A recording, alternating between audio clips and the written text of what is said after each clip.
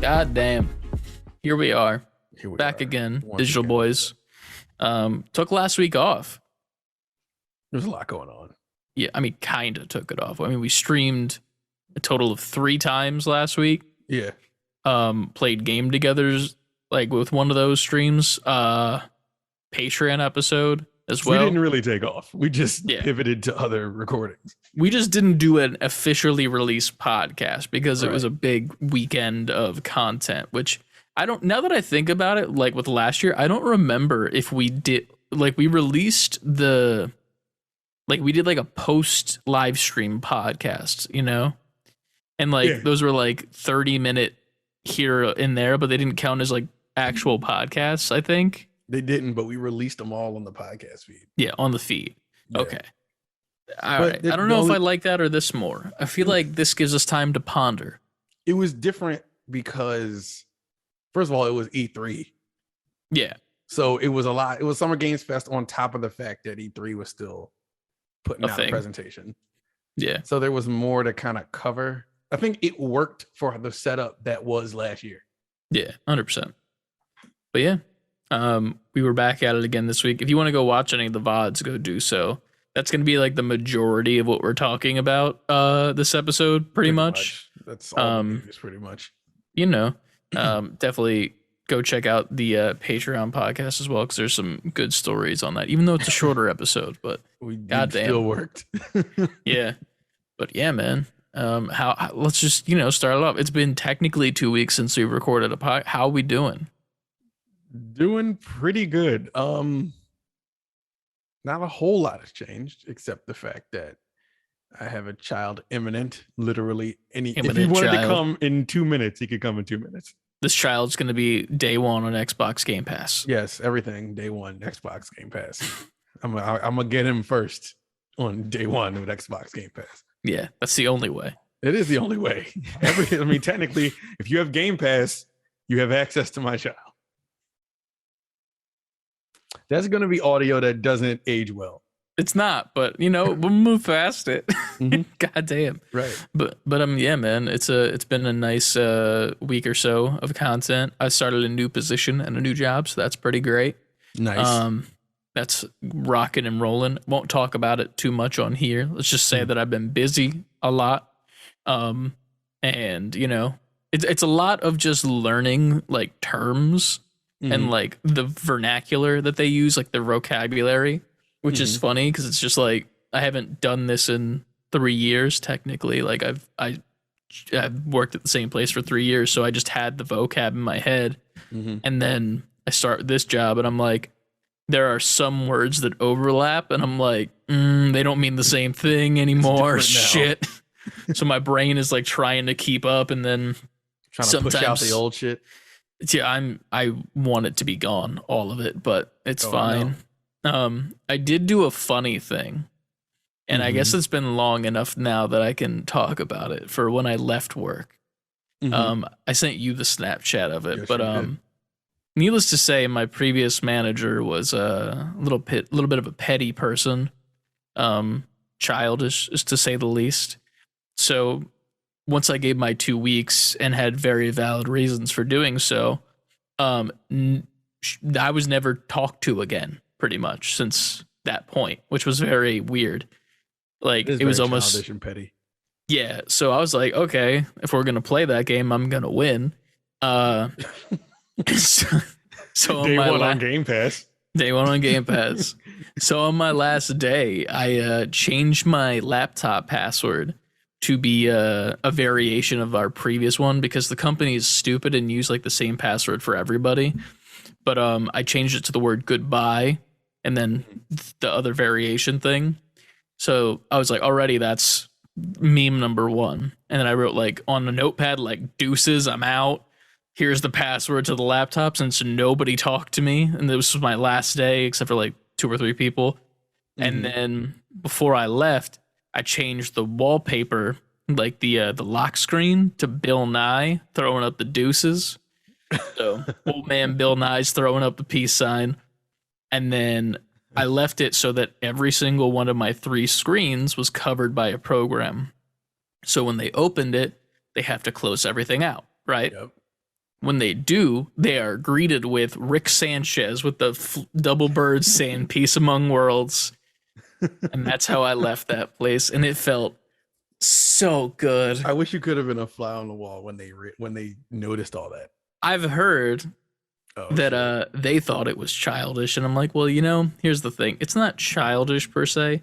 It's just when you're gonna treat people the way you do, expect some retaliation. Let's just put it that way. But they're listening probably. Hey, here's the thing. If they are, I'll just put it out this way. Fuck you, Paul. You're a piece of shit. And let's go. Let's go. That's it. That's about it. Paul. I don't even know you, but I ride for my dog, Chris. If you want a brief rendition of what Paul looks like, imagine the dad of the ginger-haired chick from How I Met Your Mother. The dude who made like all the board games and shit. Imagine that guy.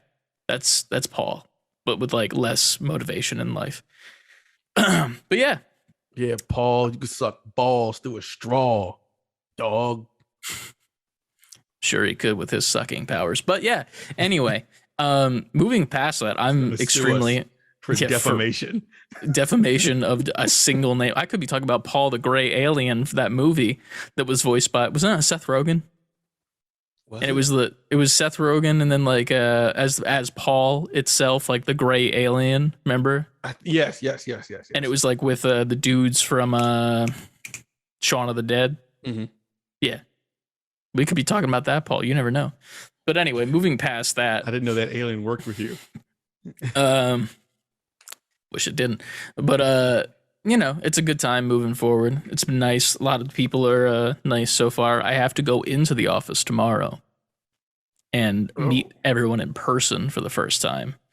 So that'll be a time, because I'm not great in social situations, as we all know. Listen, man, it's going to be good. Yeah. It's going to be cool. The funny part, though, is that it's an ice cream social. Ooh, and as of the past, like, year and a half, I've realized dairy and me don't get along.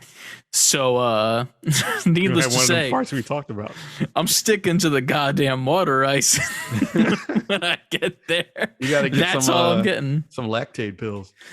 You know what? I've had them before. Very much appreciate to John Pib Extra. He actually got them for me, I believe. And like gave me like a 6-pack of them. I'm not gonna say that they didn't work.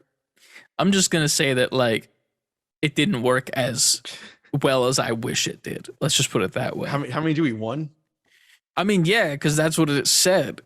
Like, I follow directions like I'm building a Lego set, yo. All right, how much dairy did you eat versus the one pill you took? Not much, I would say. Like, it was like I think it was like a boba tea or like ice cream, like one of the two. Okay. But it wasn't anything crazy, but it didn't do what I thought it would, like it wasn't like great, I'm asking because I'm just recently started taking them because my stomach would hurt every time I eat anything like ice cream in that category, right? Yeah, the 100% dairy dessert category.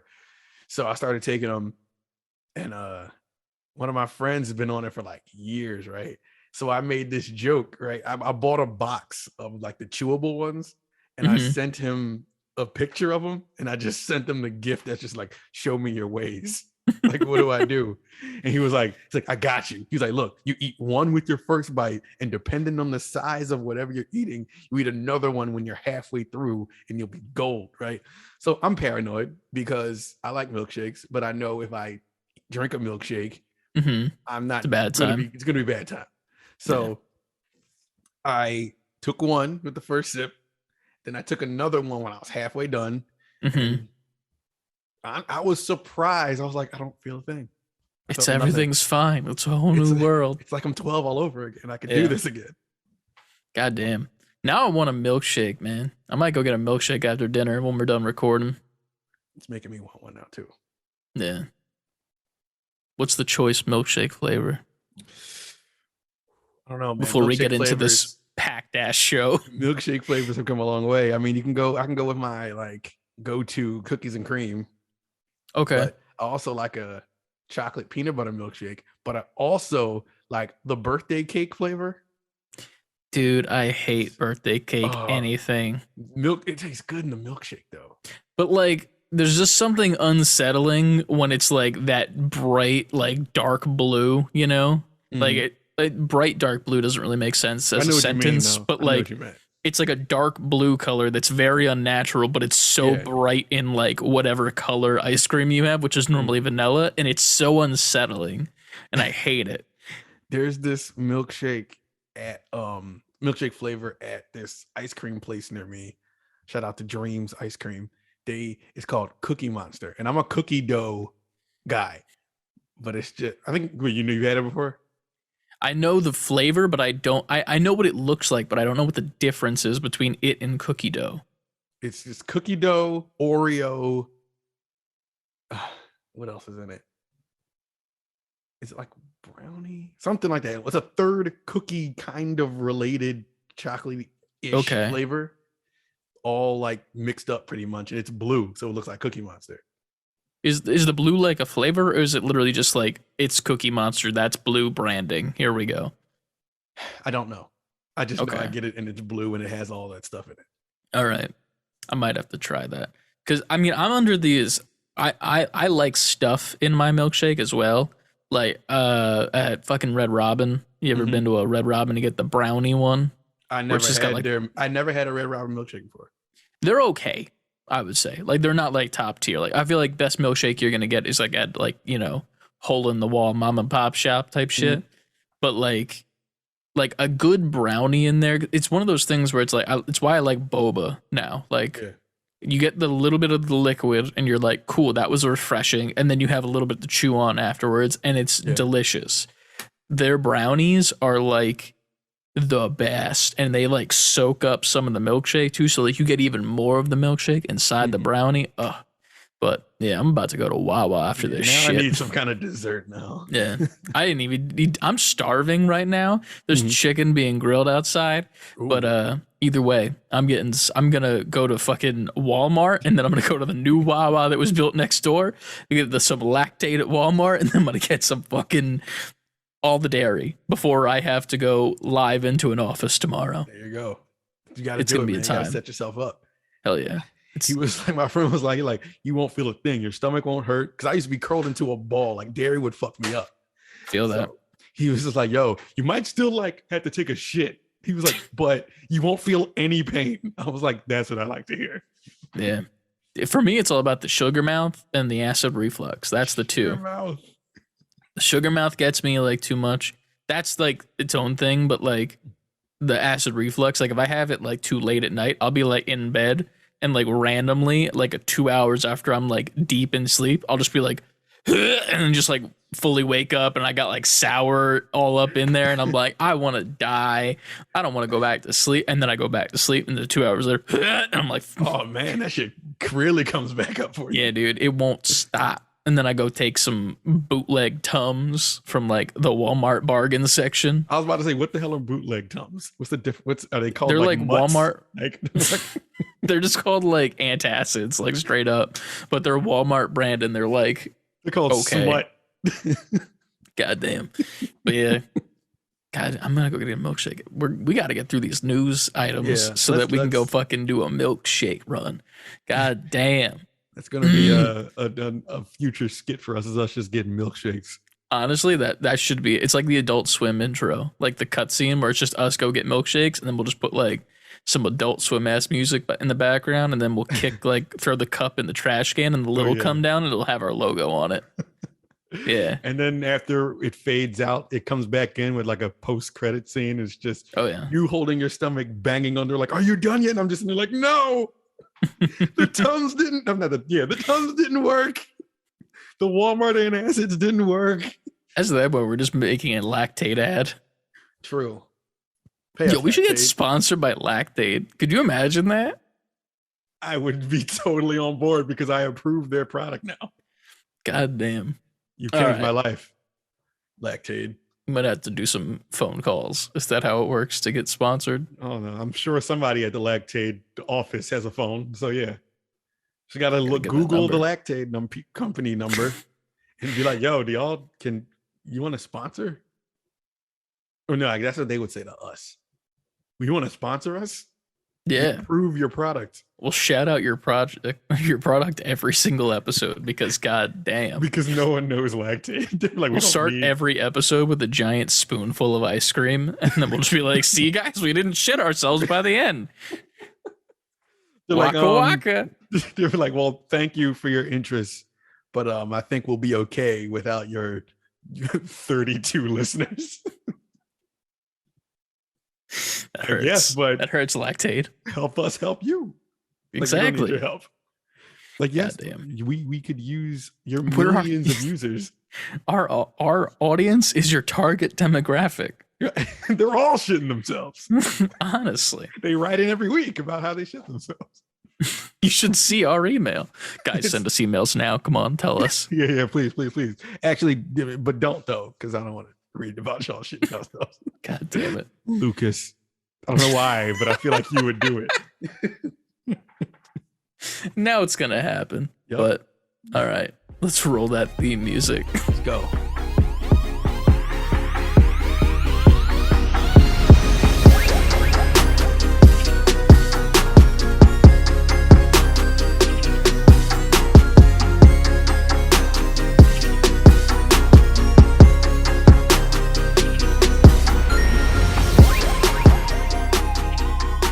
Oh shit, that's gonna happen now. That's gonna fucking happen.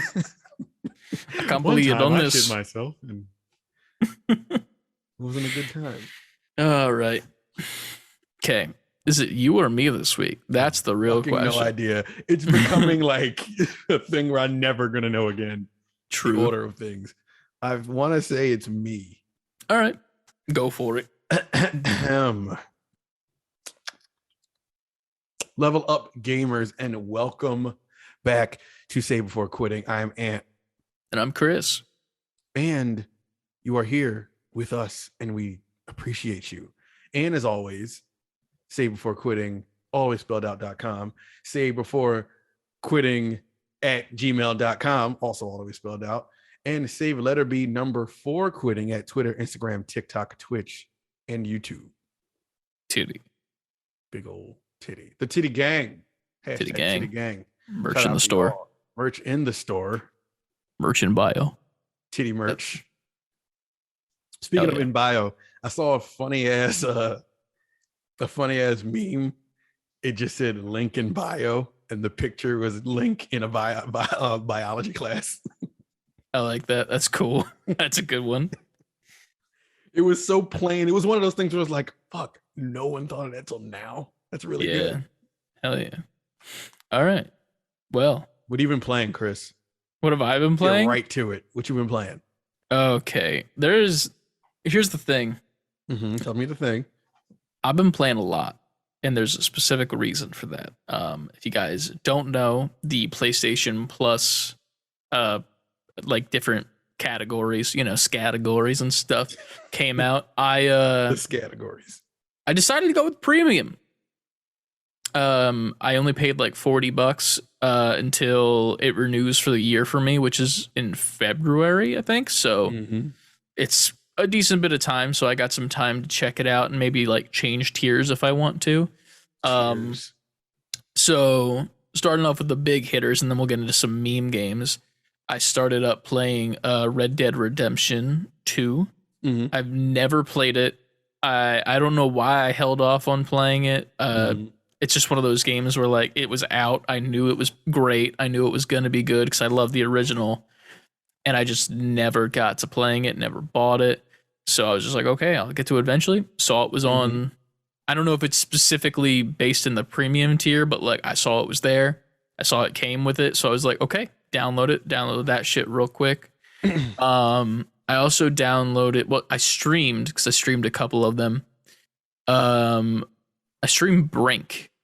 If you remember anything about my gaming history, Brink is a game that I bought back when I originally got my PS3. and my brother and I shared it. Like it was our shared console. And he picked up some game. I couldn't even tell you what it was, but I picked up Brink because of how cool I thought it looked. And I never played it after the first time because I couldn't wrap my tiny brain around it. Yeah. It very much was just because like it wasn't Call of Duty, and I was at that stage in gaming where like if a shooter's not Call of Duty, I can't mentally do it. But I got back into it, and like it's definitely a little weird because the controls are like all over the place. Like you run by holding L2.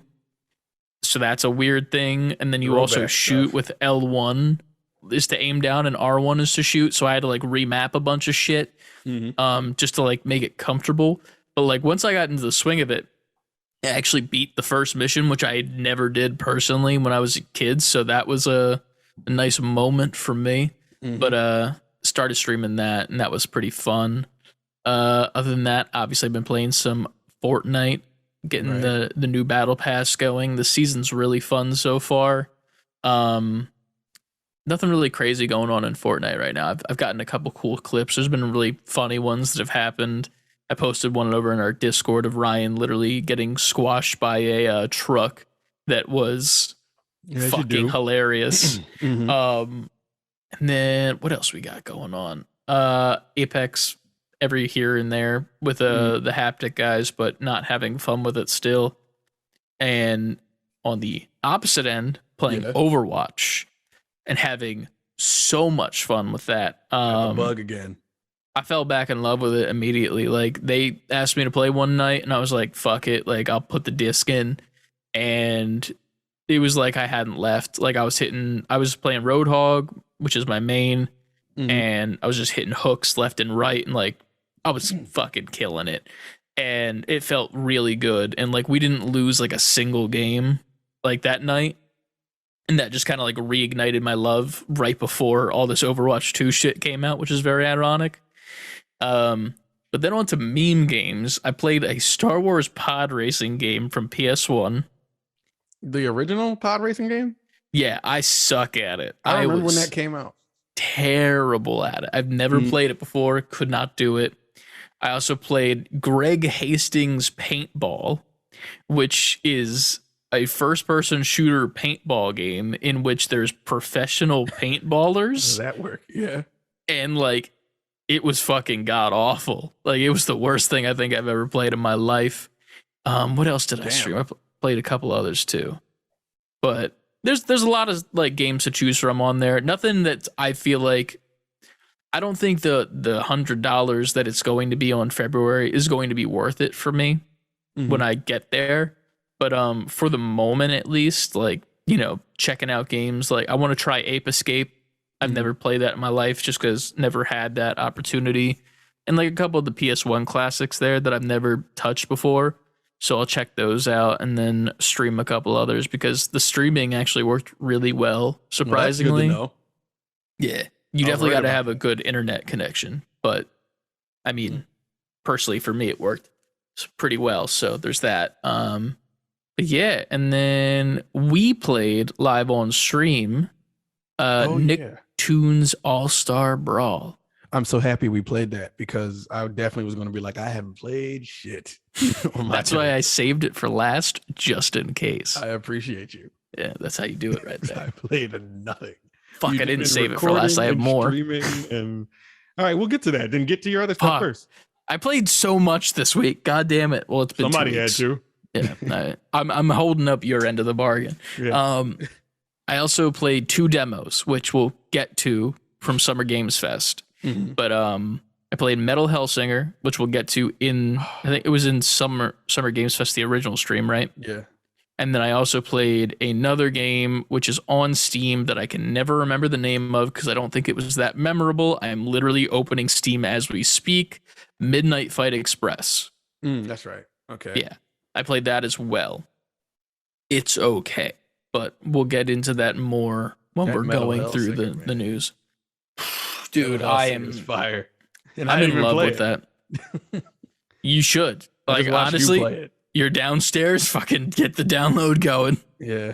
I'll get that started. There's another order a milkshake and fucking do that. halfway through that stream that I'll be right back sign comes Yeah, up. 100%. But yeah, that's pretty much all I've been playing. As far as movies and stuff and TV, Miss Marvel has just started streaming as of last week. We didn't really get to talk about that since we didn't record. That's right. Really liked the first episode. It was really cool.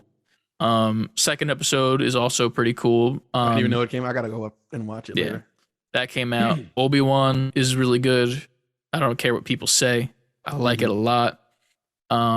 Today's episode was really cool with some of the stuff they did. I was actually spoiled like 5 times throughout the day, ironically, because I was so busy at work that when I took the 3 or 4 bathroom breaks that I took, I like look at my phone for the millisecond of time that I had, and it was like spoiler, spoiler, spoiler, spoiler. I'm like, don't let up, man. I was like, God damn it. One thing that's really cool is this dude that I used to watch their podcast of the Rex and Around show. They were a Star Wars podcast. They were like really like positive people in the community of like Star Wars fans, which is hard to come by. And he actually got to be on the show. He's in this episode. Oh shit. And everyone's like freaking out about it for him, like on like Twitter and Instagram. They're called because he's got like a blue hat on, so he's blue hat guy. And everyone's like, "Oh my god, it's Michael from Rex and Around." I saw it and I was like, "Oh my god, it's him!" And it was like pretty cool. That's dope. Yeah, they had to stop recording the podcast last year because of this. Because he's like, I knew that I couldn't keep this in if we did record and keep talking about Star Wars. So like we just stopped until now, and now we'll come back because those NDAs eating him up inside. Oh yeah, dude. I would be freaking out. Like he's just like a background character that just exists, but like he's in Star Wars. Like he's canon now. That's the thing. He tweeted that out, and then the Star Wars official Twitter said, "You're canon in our galaxy now," or some shit like that. I'm sure as a fan, that's life insane. Complete. Yeah. Like, what do you do next? Nothing. There is nothing. He also is the CEO of those bikes, though, the Super 73 ones. Mm-hmm. I know. So, like, yeah, those motorized bicycles. Like, he's the CEO of that. So, like, dude's fucking rocking and rolling. But it's cool to see. That's like if they drew you into Spider-Verse and let you voice yourself real quick as like a side character. Bustin'. But I also watched Everything Everywhere All at Once. I finished that because I love it. I want to go back and watch it again just because this was me finishing the movie. I actually fell asleep the first time because I just watched it way too late at night, and I didn't realize how late it was. So when I started it, I was already like drowsy and probably shouldn't have, but you know, cool kids stay up after 2 a.m. So I just tried to do it. Fell asleep and then never got back to it until past weekend, and I was like, you know what, this is a phenomenal movie. This is the multiverse movie that Doctor Strange wishes it could have been. So all right, well now I gotta watch it. I've been hearing good things about it. Yeah, it is probably if it does not win Best Picture this year, there's something going on, because that's some bullshit, because it was phenomenal. But yeah. And then, you know, I'll probably go see some movies this weekend. I think Lightyear comes out, and then also Jurassic World is out, which isn't getting best reviews, but yeah. That's me. See Lightyear. Well, like you said, I played Nickelodeon. What's that shit called? Nickelodeon, we got voice actors what's now. That shit called? Nickelodeon, we got voice actors now. We and Chris played that after which stream was that? The Xbox stream, right? Yeah, after the Xbox. Yeah, it was the Xbox stream. We had some random fun playing that because we wanted to play Rumbleverse. Yeah. But, the demo ended as we played that. The Xbox stream. I didn't get. Oh yeah, you did play that. I forget. I played so many games, dude. Good. Fuck. You're carrying the segment. What am I doing with my life? Playing games. Shit. I got to do more with my life than that. God damn it. I mean, you're doing more, but sure. You're playing the amount of games I wish I could play. The games I used to play. The amount of time I used to play the games. Sorry to interrupt. Single tier. But yeah, we played Nickelodeon Battle All-Star. I don't remember what it's called. All-Star Brawl. All-Star Brawl. We got voice actors now. Yeah. A really small text under it. That was a game. That was fun. It was fun okay. to play online with you.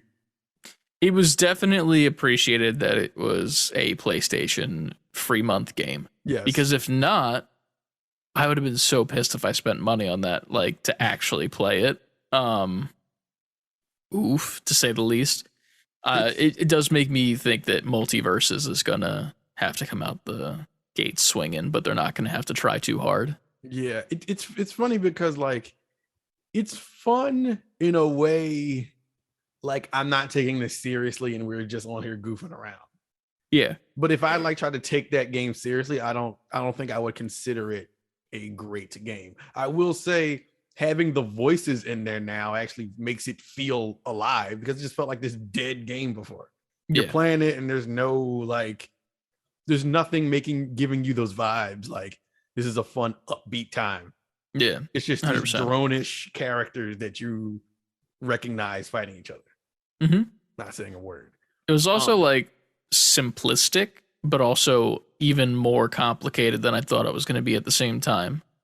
Like the moves that you can do, like in Smash, like there's like back foot, like you can do a back hit, a forward hit, up and down. Yeah. There's only up and down for this game, but somehow it still feels more complicated the way that they're doing it. And I felt awkward on the controller the whole time. Yeah. We even had to remap our shit too. Yeah, remapped it, and I still felt weird because I think also my like muscle memory is Smash Brothers. Yeah. So I'm trying to get back on after falling off the ledge, and I'm doing Smash Brothers stuff and just killing myself. But that was like the one time I won out of the 8 games we played. Who was I during that? Oh, that was Sandy. That was Sandy. Was that shit she got saying about Texas? Yeah, that's another thing. Like, it's cool that the voice acting is in there now, but it sure as hell is not that good. Like, it's like 4 lines. Like, it's the Woody Doll pull string effect. Yeah. That's it. Yeah. I feel like the Multiverses is going to have like endless shit in it. Mm-hmm. And they can just constantly get the voice actors in the booth and just be like, hey, record 8 more lines for me. Thank you. Cool. And then like, that's it. Yeah. But it seems like on the Nickelodeon one, it almost seems like they scrubbed through all the cartoons and just took like random lines from the cartoons and put them in there. 100% that. I agree entirely. Mm-hmm. But that's it. That's all I played. And I also watched Ms. Marvel, the first episode. I got to go watch the second one. All right. You been watching anything else in the meantime, or are you just chilling? Pretty much chilling. We will get to it, but we watched all those streams of the new stuff. Oh yeah, true. All the Summer Game Fest stuff, and I like how Keighley we can just make this transition right into news. But all right, Keighley just owns this year of game announcements because even though there's separate events like Xbox, Bethesda, Capcom, et cetera, it's all under their the Summer Game Fest hashtag. I mean, if I was Keighley, I'd be like, man, I killed that. I own games right now. Yeah. So how did my question for that is like, how do you think? Because E3 said they're coming back next year. So how do you think they coexist now? I could see a world where companies like, nah, we're gonna go with Keighley. I could see them doing a little bit of both, like giving the reveal to Keighley and then like doing like gameplay or like showing the same thing that they showed at Summer Games Fest or whatever platform that it is, whether it be the Game Awards or whatever else he decides to randomly do throughout the year. But right. If I'm a game studio, I'm more so heading towards Keighley because I like his production a little bit more. Plus, he actually cares about it, if that makes sense. Like, he's actually playing, like, he's playing these games. Like, he's not just standing on the stage with his weird shoes and, like, claiming to know that he knows what we're talking about. Like, he plays these games. He sits there and puts in the time. Yeah. He just has a mouth and a fucking microphone that, like, streams to hundreds of thousands, if not millions of people. Right. Which, good for him. Right. But yeah, Summer Games Fest, though. We want to run this down top to bottom. How about we do Well, I guess we won't know for each other like what our standouts were. I wouldn't be able to tell you off the top of my head. There are a couple that are like I want to play, but I'm also the bad at names guy. No, So like I'm gonna end up like, you know, goofing some shit. But we can go top to bottom. It's cool. I feel like we like speed run this top to bottom. All right, if that sounds cool. I'm down. So I got the Game Awards stream up right now from the Summer Games Fest. We streamed this ourselves over on our channel. If you want to go watch the whole thing and get the in-depth thoughts that we had, mainly us joking the whole time because, yeah. Starting off the stream, Street Fighter 6. They came out showing us new gameplay from the character Guile, right? Is that what his name is? Yep. Flat top hair guy. Sure Sonic looks like Boom Street himself. Fighter. It does, but this is the most interesting Street Fighter since Street Fighter 4, in my opinion. With the new mode they have, I forgot, I don't know what it's called yet. Like the street thing. Yeah, the street in Street Fighter. They put It's like the street NBA in Street Fighter. This one, yeah. It's that walking around the city and campaign-esque mode. I like that a lot. I think that's a cool addition to it. Like it also takes it out of the locked camera position too, which is pretty neat to me. Right. So I think this Street Fighter will have more to offer than we've gotten in a couple years now. Oh yeah, 100%.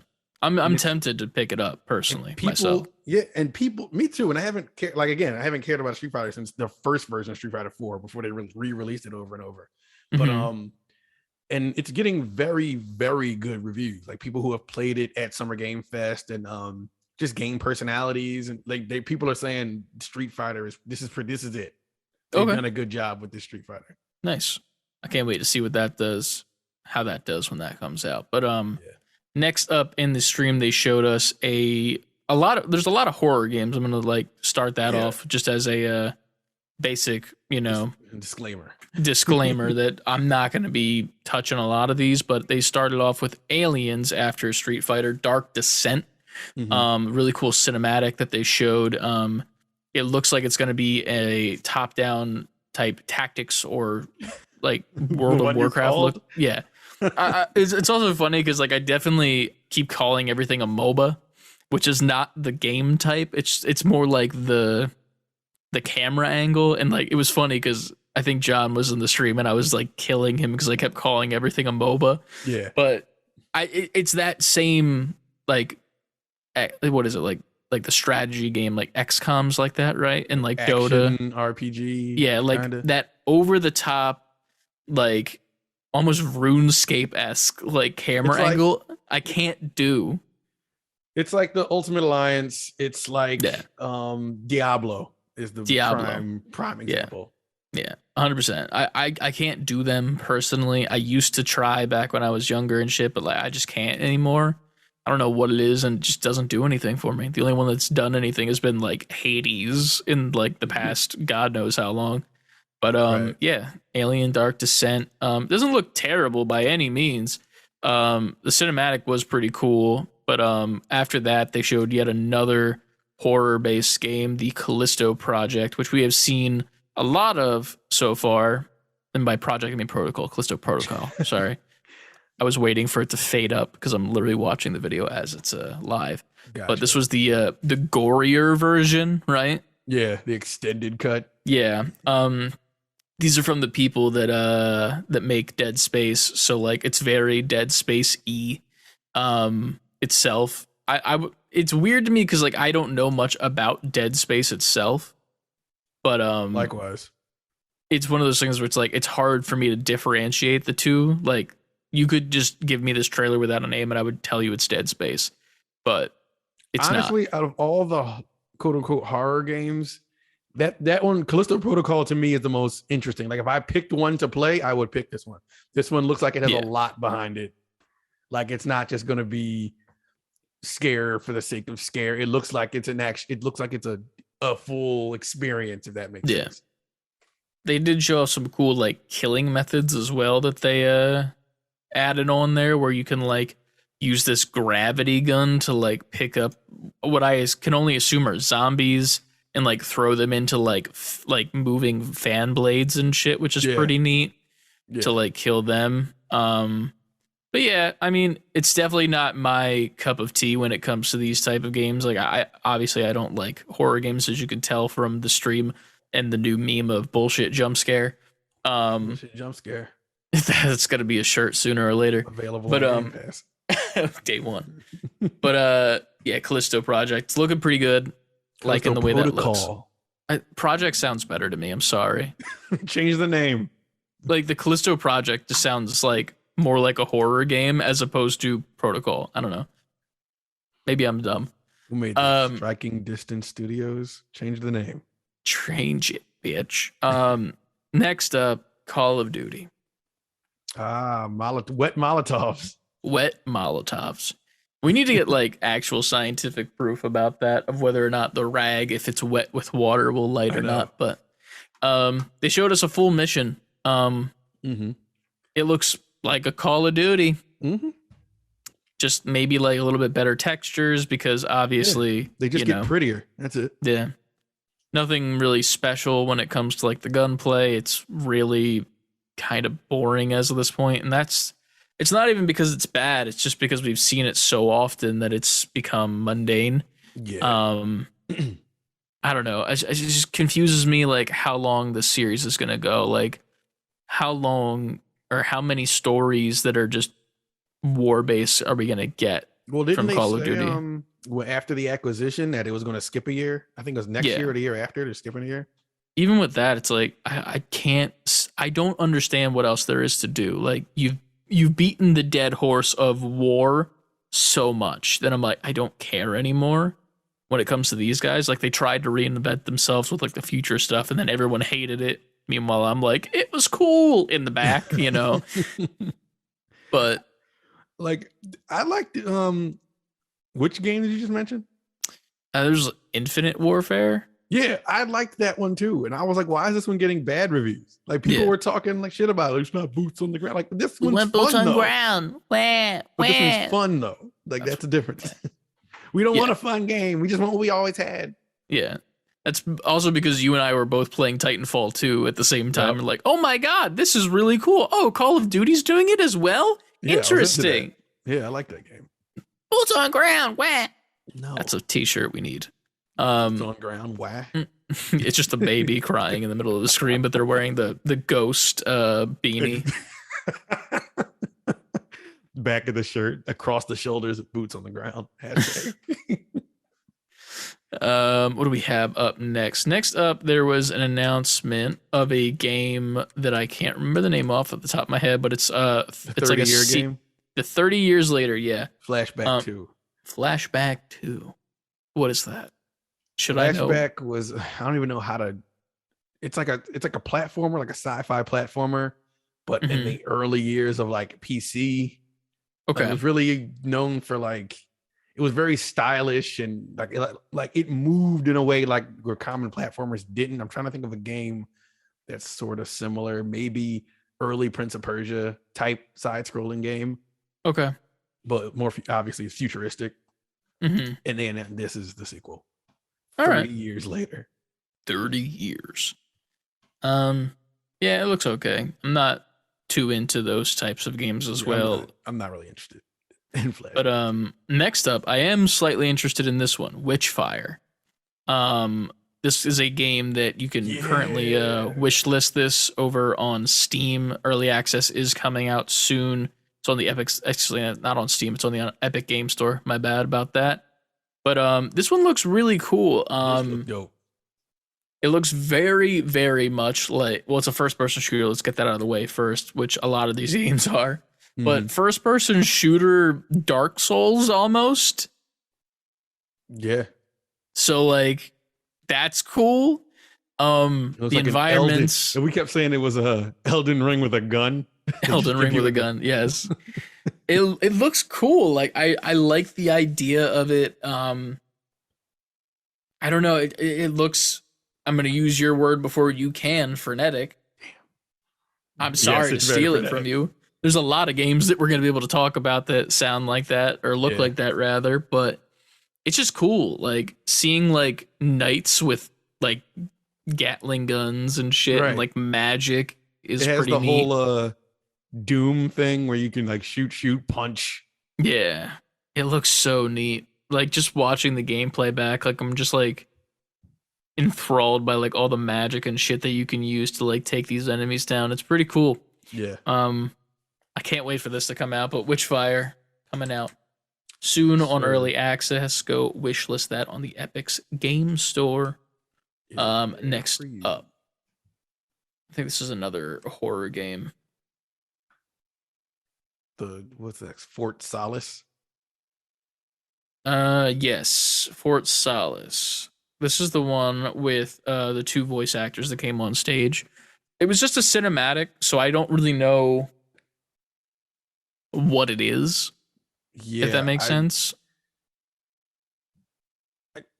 I agree. It was one of those games where it was like, I don't know what this is going to be. Yeah.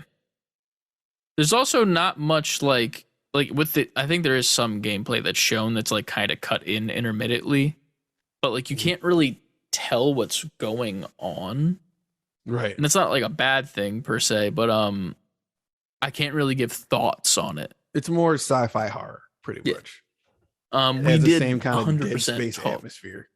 We talked over them a lot too in this part because we just didn't really didn't grab us like, and I hate to be that way, but like they were talking the whole time. We were just like talking about how fucking Troy Baker is attractive. Oh yeah.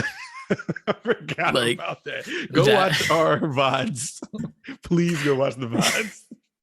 The whole time it was just us like, Troy Baker is fucking hot, yo. Like that was it.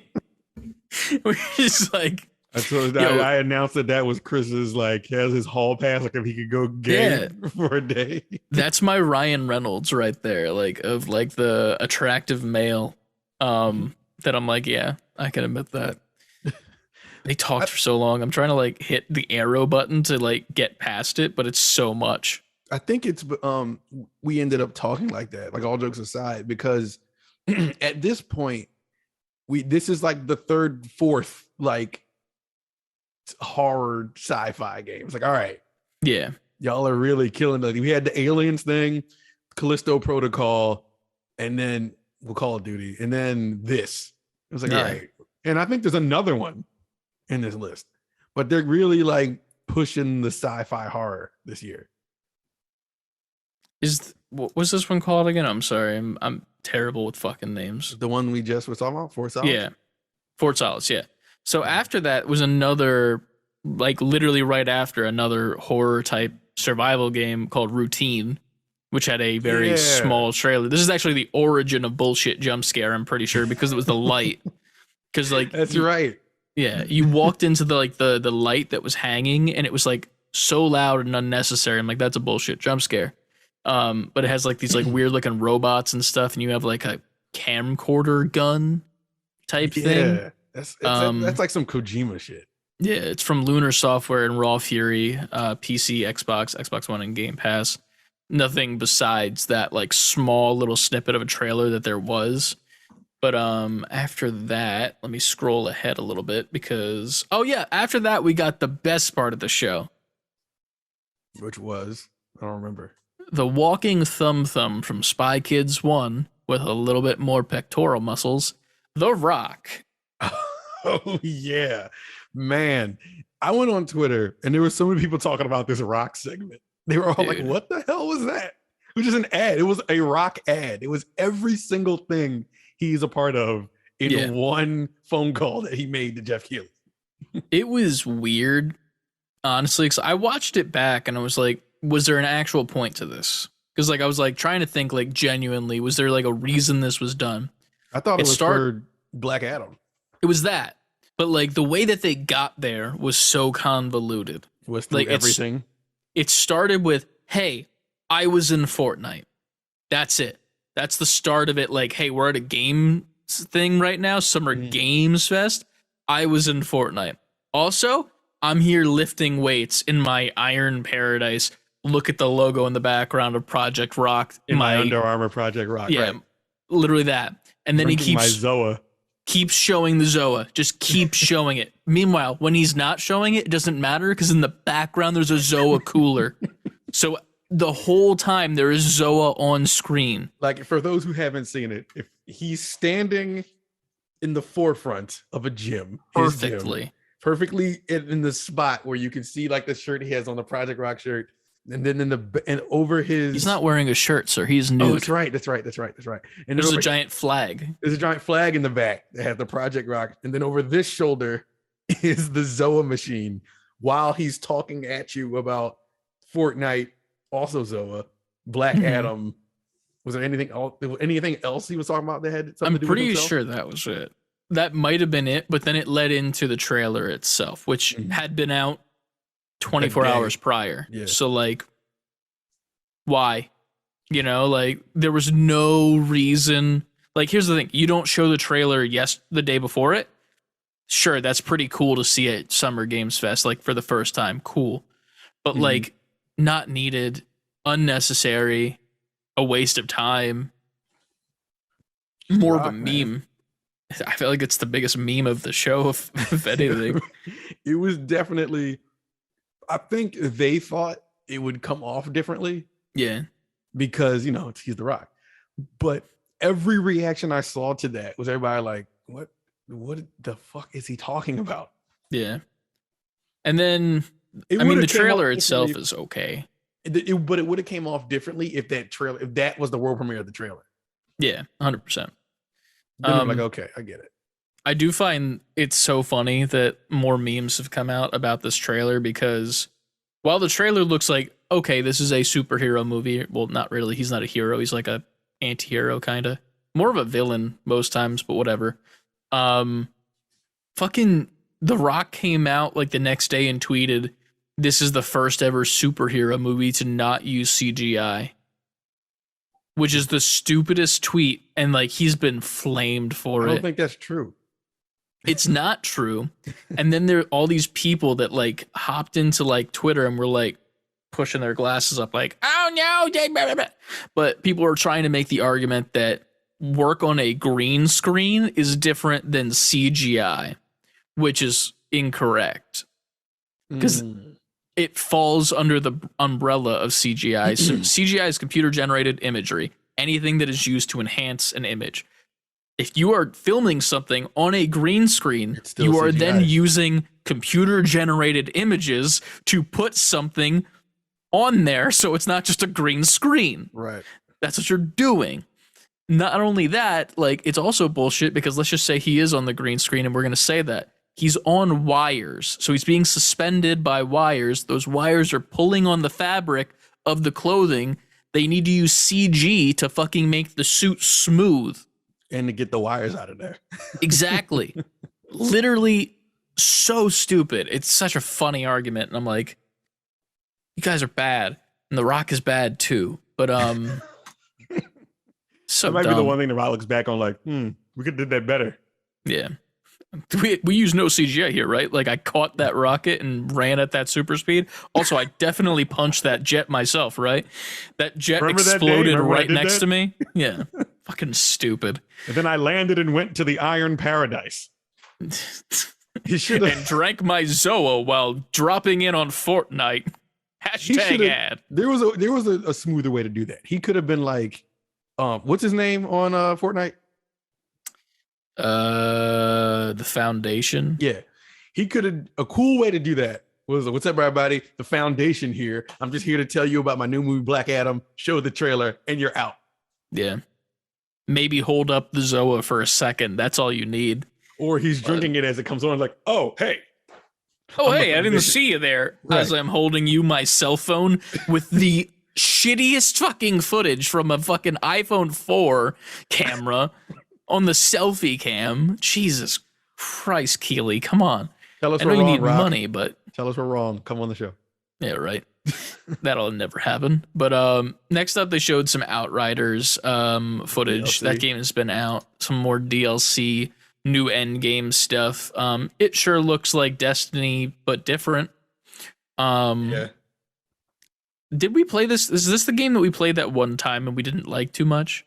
I think I wouldn't say we didn't like it. I think we had a better time than we thought. But I don't think we were like amped to come back and do it again. Mm. I didn't dislike it. It just felt like Gears of War. Yeah. But with powers and not just guns and stuff.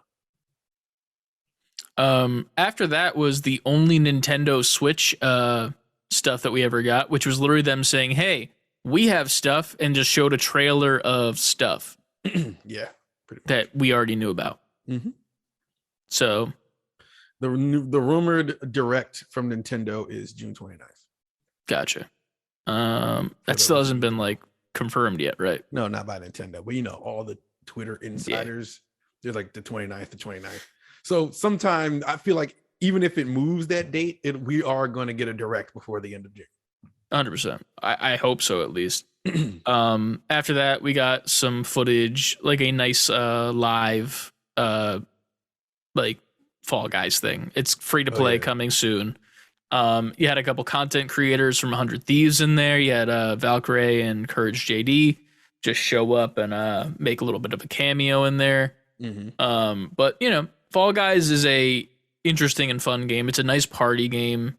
Now that it's free to play, I'm hoping that maybe we'll play that a couple times. It literally is just Wipeout, and it's like we could have been doing that. True, but like now that it's free to play, we can get anybody in too. Okay, so it's not just us two, Right. So that works out pretty nice. I think it's crossplay too. I could be wrong, but yeah. It's also funny to me that they actually pitch it as a game show. Like it's actually a game show game.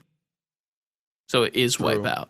So that's pretty cool. I'm surprised it doesn't say crossplay. It just says it massive could be multiplayer already. battle royale, obstacle course, more players. Fall Guys is free to play. Season 1 free for all. Technically, the 7th season of Fall Guys will be available June 21st. PC, PS4, PS5, Xbox Series X, Xbox One, PC. There's no excuse to not jump into the 60-player carnage of Fall Guys. Yeah, and this says nothing about crossplay. But at this point, I feel like it should be. Yeah. Next up, from Frost Giant Studios, we got a trailer for Stormgate. Trailer was pretty neat. Had like a giant mech fighting a giant demon spawn, looking like Chernobog. I do remember this now. Yeah, and they didn't show they did show the a gameplay picture. And it was afterwards when the guys were talking, and you were like, "I knew it." It was another overhead. Another overhead one. Yeah, they were talking for a bit. That's always what ends up happening too. Like it's like the most beautiful animated Love, Death, and Robots looking trailer. And then it's like, oh yeah, by the way, it's not gonna look like that in game, which is fine. But it's like, I don't know. Next up, what is this game? I forget. I like the look of this game. If I can get to the end, High Water, coming 2022. This is the world premiere of that. It looks like a post-apocalyptic world. You're going around a little boat from Rogue Games. It looks pretty neat. I like the look of it. Like it's low poly, but not like in a bad way. Textures are not like 10 out of 10 Last of Us remastered, spoiler alert. But it gets the job done to tell the story it's trying to tell. Yeah. And it looks like there's a bunch of like different corporation stuff going on. Like there's evil corporation, but there's also like almost like cartel gang member type things going on. And you're just like this group of people that are trying to survive, which looks pretty neat. Didn't look bad at all. Like a zone out kind of. I feel like I would play this like on something portable, like on a couch or something like that. What do we have after that? Sorry guys, we are slowly typing through this. Yes, making our way. Next up, they talked about Replaced for a second, and how that's pushed back for a decent bit because of the obvious reasons of the war going on right now. They gave their thoughts and prayers to them, which obviously same from our end as well, because that looked really cool, and it's sad to not get it anytime soon. But priorities are priorities. Yeah. Bigger fish to fry.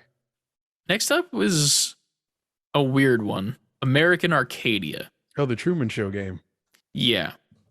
from Raw Fury. I think this is like the second game from Raw Fury we saw in Out of the Blue. Mhm. I like the way this looks so much. Another low poly game too, which is interesting. Mhm. It looked like something that'd be fun, like if you did like Figure Friday and we all like follow along. Yeah. Like this seems very much like almost Stanley Parable-ish, kind of like with like the creepiness of it and like the there's something else going on here type Right. thing. They do like communicate that pretty well when, you know, you escape as your character True. and you're running away. It very much feels like Limbo as well, with like the way that like the direction you're running, like left to right, but like with the camera slowly moving and whatnot. Yeah. There's also that, what's the other game that they made? There's Limbo and then Inside. Mm-hmm. It feels like Inside a little bit more to me, which is cool. I like it a lot. Yeah. I like Inside. But well, yeah, we'll this see what that style happens. Of game, I don't mind at all. Yeah, and that's it's coming to PC and console, but you can wishlist it now on Steam. So go check that out over there. I will definitely be doing so, and most likely playing it on the Steam Deck, which I'm falling back in love with. Good. What do we got up next from the Epic Games Store? This is phenomenal. Goat Simulator 3. Goat Simulator 3, which they skipped too, which is confirmed. On the stream, we literally were like, wait, was there a 2 or are we just old and we didn't realize this? Yeah. But it they fooled skipped everyone 2. though. And then people were all online. They just came out and said it's a joke. Yeah. There's no 2. The trailer was also like a parody of something, right? Wasn't it like a parody of like Dead Island or some shit? Oh, it is? I don't know. I don't remember the exact game. I could be wrong with that, but I know that it was like a meme on something. Let me actually look it up right now. Which one? Oh, the presentation started off by looking like a recut of the iconic trailer from a long MIA Dead Island 2. Did I say just Dead so Island? happens to have, yes, you did. Which just so happens to have one of the greatest announcement trailers of all time. But it wasn't a Dead Island 2 trailer. Was it a coffee stain? Were they trying to say? No, it was a parody trailer revealing the Goat Simulator 3. That Goat Simulator 3 is not only in development, but coming to the Epic Games Store and console platforms this year. I will play it. I like Goat Simulator. I think it's fun. I never played it. I've just watched a bunch of people play it. Yeah. It's definitely like, I feel like this is the originator of all the simulator games that like kind of made it pop off, if that makes sense. Like the original Goat Simulator, like when that first came out, like that was such a hit. Like it was memed on. It was very meta with a lot of the different things that was going on in the actual game itself. Right. And obviously I feel like they're going to keep that up with this one already parodying a Dead Island trailer with this, so that's pretty cool. But yeah, go wishlist that on Steam and check out some Goat Simulator. But next up, a game that I am excited for that I probably shouldn't be for. What? Midnight Suns. Well, I mean, why shouldn't you? Because it's literally the game that I say that I don't like. So there's that. But new trailer. We still haven't gotten much gameplay. Like we've gotten a little bit here and there, like random places. But they announced Spider-Man is one of the characters that we're gonna be able to play as, and they also showed what the main villain kind of looks like, what it's gonna be. So it's like this woman demon who's kind of taking control of some of the Marvel bad guys and some of the good guys as well. Started off with Venom, who looked really cool in this trailer. Like just this trailer alone is just phenomenally made, and it gave me like vibes of the OG Ultimate Alliance, where like they would release the trailers before the game, and you were like, "Wow, this is like really cinematic and whatnot." But Venom's ass game. Venom's got a very juicy dumpy in this this game. Trailer. Yeah. But yeah, Spider-Man's suit looks really cool. The regular one by itself, and then also the updated one that they give him for fighting alongside of all of these dope characters like Blade and Ghost Rider and Magic. I'm loving the look of this game so far. Yeah, stylistically, they know what they're doing. Yeah, that Spidey suit is so nice too. But yeah, they also showed off. I think that's one of the characters that walked out with the main villain to fight was what's his name? The dude from Infinity War that was with Thanos. Cull Obsidian, the big guy with the hammer type thing. Oh yeah, I think that's the first one that comes out. Then it's Scarlet Witch, and then Venom.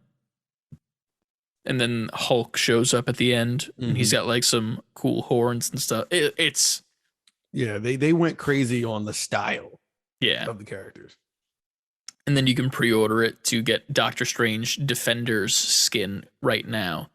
Right after this went offline, you could pre-order the game, which is hilarious to me. Like all these versions of the games are out so far that you can pre-order, but like we have gotten very minimal gameplay for this, so I don't know what version I want, but that's just me.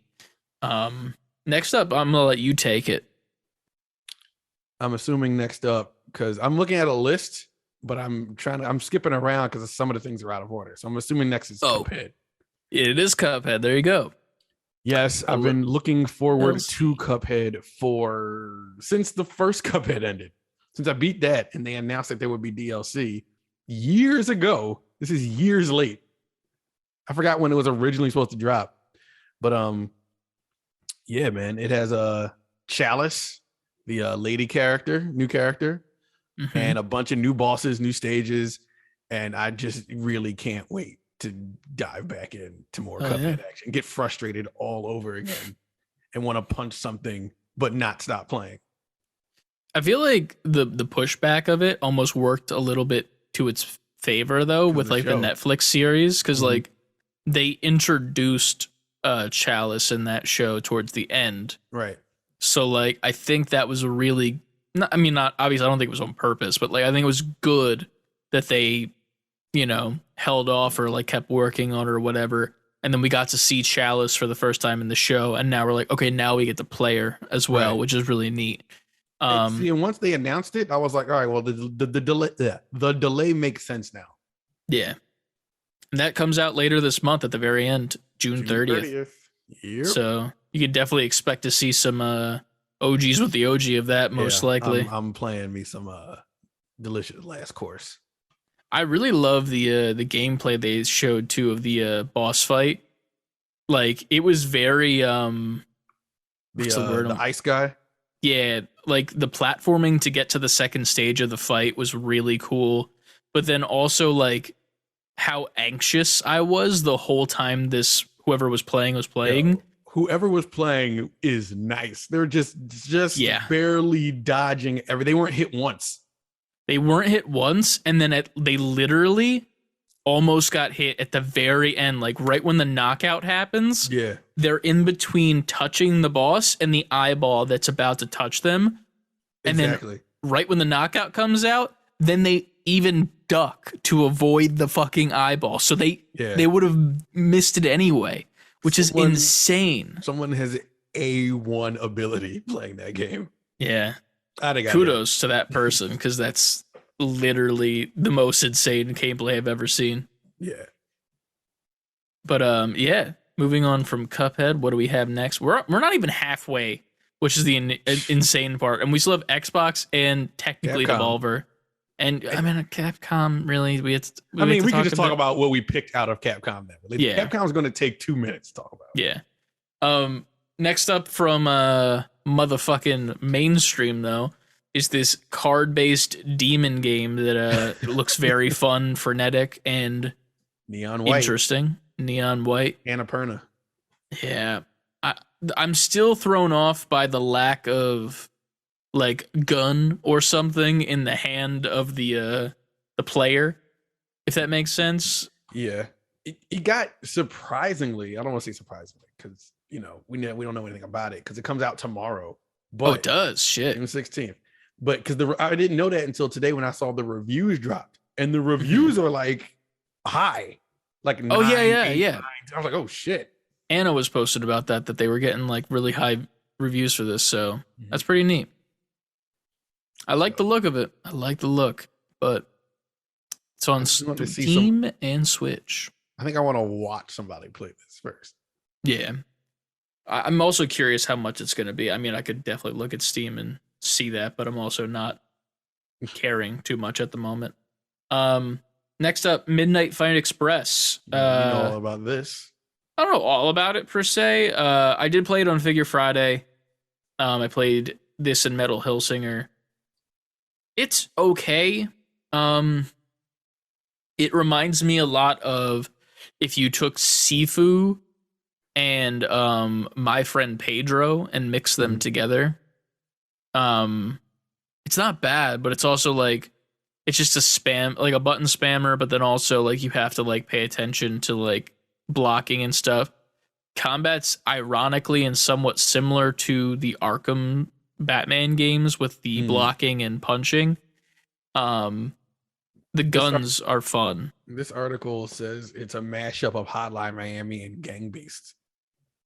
I don't know about Gang Beasts. Gang Beasts is a bit of a stretch, if I'm going to be honest. But yeah, from what I watched on yours, I don't see Gang Beasts. Yeah.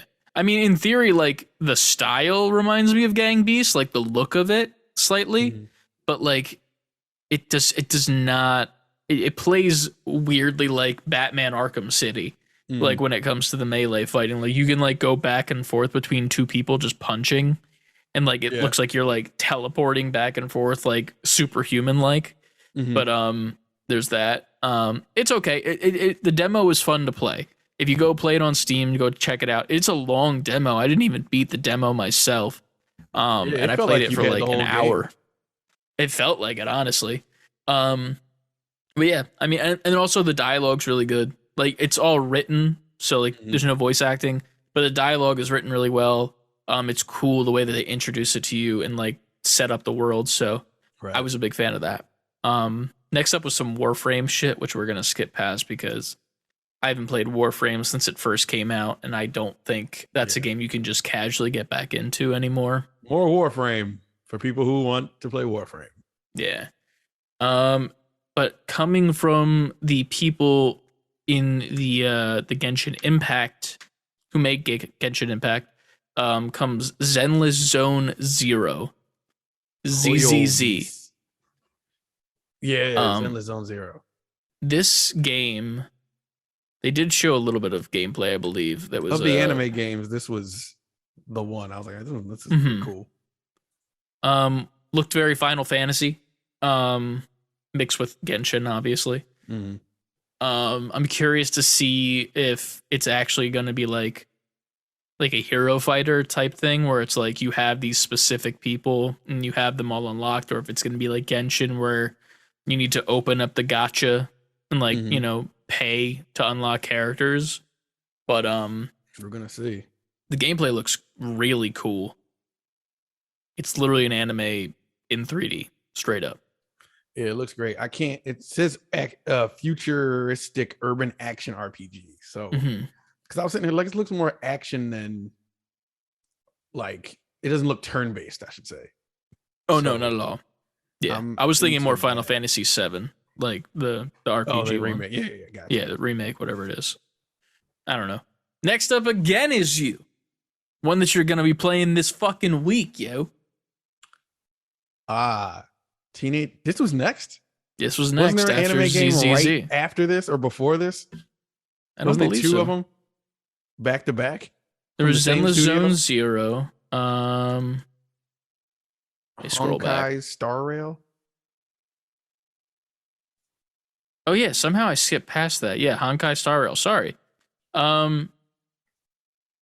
This one was the turn-based one. Yeah, this looks, yeah.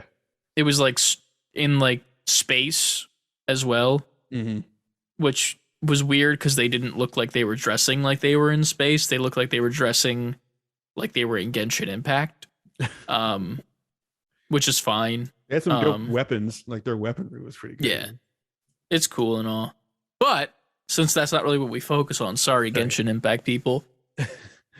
Can't take it away. TMNT Shredder's Revenge comes out tomorrow. If you're listening to this, it's out today. If you're a video watcher, it came out yesterday.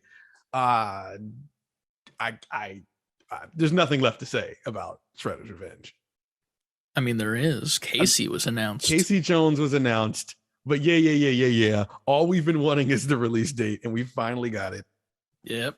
And it's happened, and I can't wait to jump into it. This is also getting pretty good reviews, which even if this could have got all ones, and I'm like, nah, I don't care. I'm gonna go play it. But I truly don't know what else to say at this point. I think I've talked this up enough. Yeah. And then by the time this comes out, people will be playing it, including myself. And there's also one more thing that was announced that was really cool about, like, that we didn't know about. what? 6-player multiplayer. 6-player multiplayer. We got to set up a time, get some NGPs, and just really go crazy. I got to figure out what console I'm buying this on, because in theory, I could get it on PlayStation. But if I got it on Steam, I could play it both on my computer and on my Steam Deck casually. Yeah. That seems like a way to go. The Switch doesn't exist for me anymore. It's also on Game Pass. It is on Game Pass. It's a day one Game Pass too, right? Yeah. Maybe I'll do that because that's free. I don't know if it's PC Game Pass though. If it's, it could just be console Game Pass. I don't know. We'll see what happens. Yeah, it just says regular Game Pass. It doesn't say PC Game Pass. I'll check, but we'll see what happens. True that. Yeah, you'll expect a fucking stream. Expect a stream of that, guys. You will expect maybe more than one stream. Most likely. You will probably play the fuck out of this game. So you're probably going to see me stream it, and then there's probably gonna be another one where there's just us streaming it. Yeah. Get some people to jump in, maybe. Next up after this, the final beta for Super People was announced, which is coming soon on August 17th, 2022.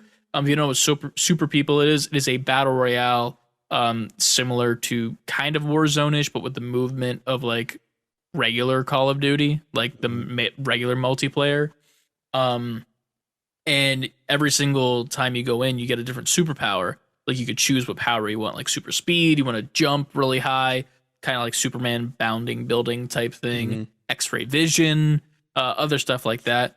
It's really neat. I've seen some gameplay on Twitch, some streamers and whatnot. You can get some really cool clips from it where, you relocate with your super speed because you're getting pinned down by a sniper and they don't see you dart across the way and get behind them so you can take them out and help your team out, which is really cool. That's dope. But yeah, I mean, I might try that beta. I missed out on the previous ones. And I'm interested in it as a whole, but we'll see what happens. After that, humankind rather. It introduced the cultures of Latin America to the game. Not my type of game, personally. It's almost like sim-based. It's like a Civ game. It's like Civilization. Yeah, not my type of thing. Never has been, never will be. Art looks cool on it though, but that's about all I got. There was a secondary trailer for it as well. That was a mix of live action. Apparently it's coming soon to Xbox Game Pass. That's what that secondary trailer was about. So there's that. It's coming to Game Pass. Next up, One Piece Odyssey. Pretty much just a One Piece game. I mean, it looks straight up like the anime. Yeah. As the game. 2022, all consoles and Steam. Actually, not Nintendo Switch. Apologies. After that, what do we get? I'm trying to like speed run some of these because not all a lot to get to. We got a lot to get to, and not all of these are super interesting. Go watch the VOD if you want in-depth thoughts. Next up was Soul Hackers. Let me go through this. That Soul Hackers 2 pre-order is available now. It's available on 8/26/22, coming soon. Looks like a turn-based, anime-based RPG type thing. I think this is where I had to leave and come back. Yeah, this is like the coupon thing. Talking about like Capcom and like, oh, you can get coupons for different games and shit. Arcades. Yeah. All right, Capcom next Arcade up, Stadium is cool. Metal Hellsinger. There you go. Metal Hellsinger is phenomenal, to say the least. I played it on Figure Friday. Go check out that VOD. Clips from TikTok and shit coming soon as well once I go do that. The music in this game is phenomenal. The Yes. gameplay is so fucking fun. The only thing I didn't like was the sword. Didn't feel great upon first playing, but it's so good. It's so fucking good. I can't say anything besides it's good. Listen, as somebody who just watched Chris play this, it's so satisfying, and I didn't play it. It was satisfying to watch. I can only imagine how it felt to play. It felt good. I mean, here's the thing too, like that was my second time playing through. I probably should have just waited and then did my like live reactions of like my first impressions, because I probably would have. My first impressions, I was like freaking out, like at like 1 a.m, like, oh my god, like, you know, parents sleeping and shit. Yeah. But it's just so fun, and once you beat it one time, you just want to go back and play it again. Just keep playing the demo over and over, and you can. And like there's like a ranking, like a leaderboard for like how many points you get, and like keeping your multiplier up at 16 the whole time. So I was really excited about that, and it looked really fucking fun, to say the least. Music, man. Yeah, it's good. It was fire. If you're a metal fan, which I mean, I'm not super into like just straight up metal, but like some of the second song that you play after the tutorial with the female vocalist, That was the one. So fucking good. I'm not a metal fan at all, but in conjunction with the gameplay and how the mechanic that lets you level up the music, it made anything sound good. Yeah, it made me happy to have a rhythm game as well too, because I feel like we don't get many rhythm games anymore.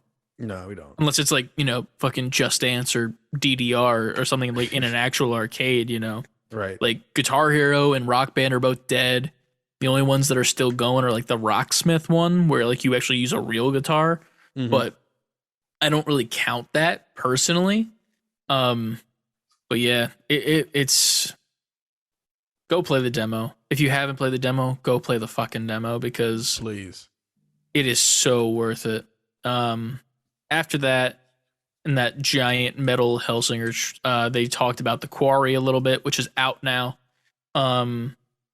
Which, you know, it looks like what it is. It's pretty much Until Dawn, but a different story, different group of teenagers, actors that you'll recognize. It's got the dude from Pokemon Detective Pikachu in it, Brenda Song from Sweet Life of Zack and Cody, couple others that I'm just not good at remembering names of, but you know, that's the case. It's a good game. I want to play it personally, but I might just end up watching it because that's just how I go through these games personally. Right. But yeah, The Quarry. The Quarry. What was next? Nightingale. I don't even remember what this is. I don't think I saw this one. I don't know if you did. I don't think you were downstairs for this one when we were live. I'm looking at the trailer, like scrubbing through the trailer now. It looks kind of like Ark, but more like evolved, if that makes sense. Like more in the future. It said it's a shared world survival crafting game. Yeah. It's a lot of things. Like RuneScape, Minecraft, but also the thing that was interesting about this one, which I did bring up, so there are cards involved in the game, but the way that you use them isn't like a card game that you would like, not the stuff that you don't like.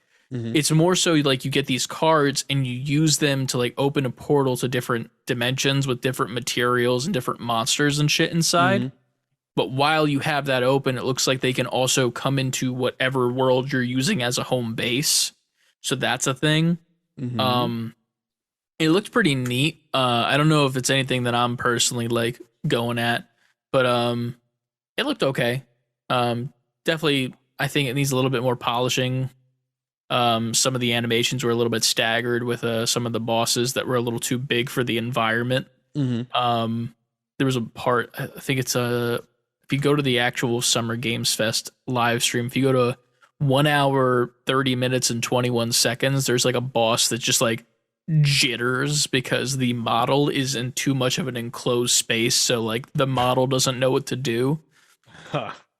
I noticed it when I was watching it there and I didn't bring it up, but I saw it again here and it reminded me. Yeah, but brought you right back. It looks like you can build your own like communities with people and stuff. I don't know if it's online at all, but you can wishlist and sign up for it over at playnightingale.com if it looked interesting to you. Mm-hmm. Next up, Saints Row. The Boss Factory? Yeah. Pretty much this was another technically demo they released in which you can create your character from Saints Row before the game comes out.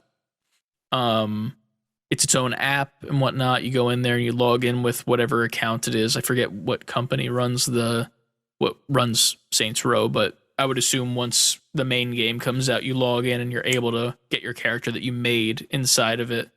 Yeah.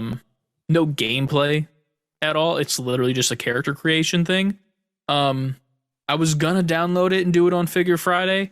But it's one of those things where I understand why they did it. It's reminiscent of like the WWE games because like you go into that, you go to do like the my Rise mode, and you spend like an hour and a half just making yourself. Yeah, it's like a million like variations. Yeah, and like that takes up so much time that by the time you're done it, it's like, well, I've played for 2 hours now, but I haven't played anything. Like I don't want to do this anymore. Right. This gives you an opportunity. Once Saints Row comes out day one, you can just dive right into the game with your character because it's made from this. So right, that's pretty cool. Come August 23rd, player profiles created in Boss Factory will be easily transferable to Saints Row.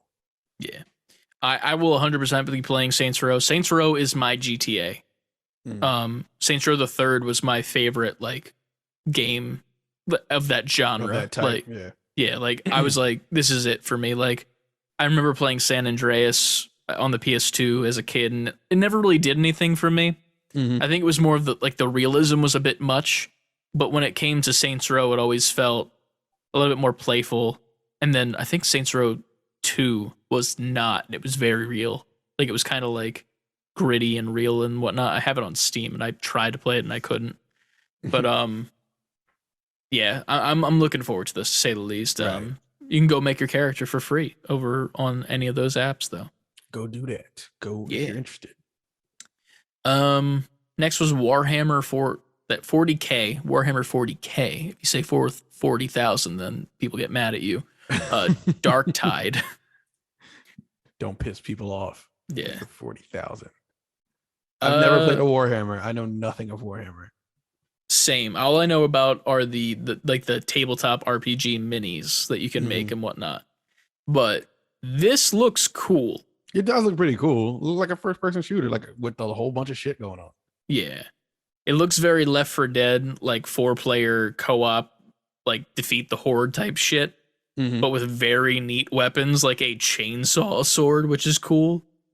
Some really cool weapon designs, like the skull bomb type thing and puzzle solving, and it's interesting. It is interesting. Like it's interesting enough where I'll like stay in tune with the updates on it. Oh yeah. I'm definitely interested in playing this a little bit. I don't know if I want to buy it personally, like if it was like a full game, but if it's on Gamepass or something, I'd definitely be down to pick it up. It does say that it's on Xbox Game Pass itself, and Windows and Steam, but I don't know if it's on PC Game Pass because it says Windows and Steam, so September I might have to spend some money. 13th. Next up, some more scary bullshit. Your fears will return. Yay. Layers of fears. Layers of fears. Yeah. Sure is a scary game. Bloober Team.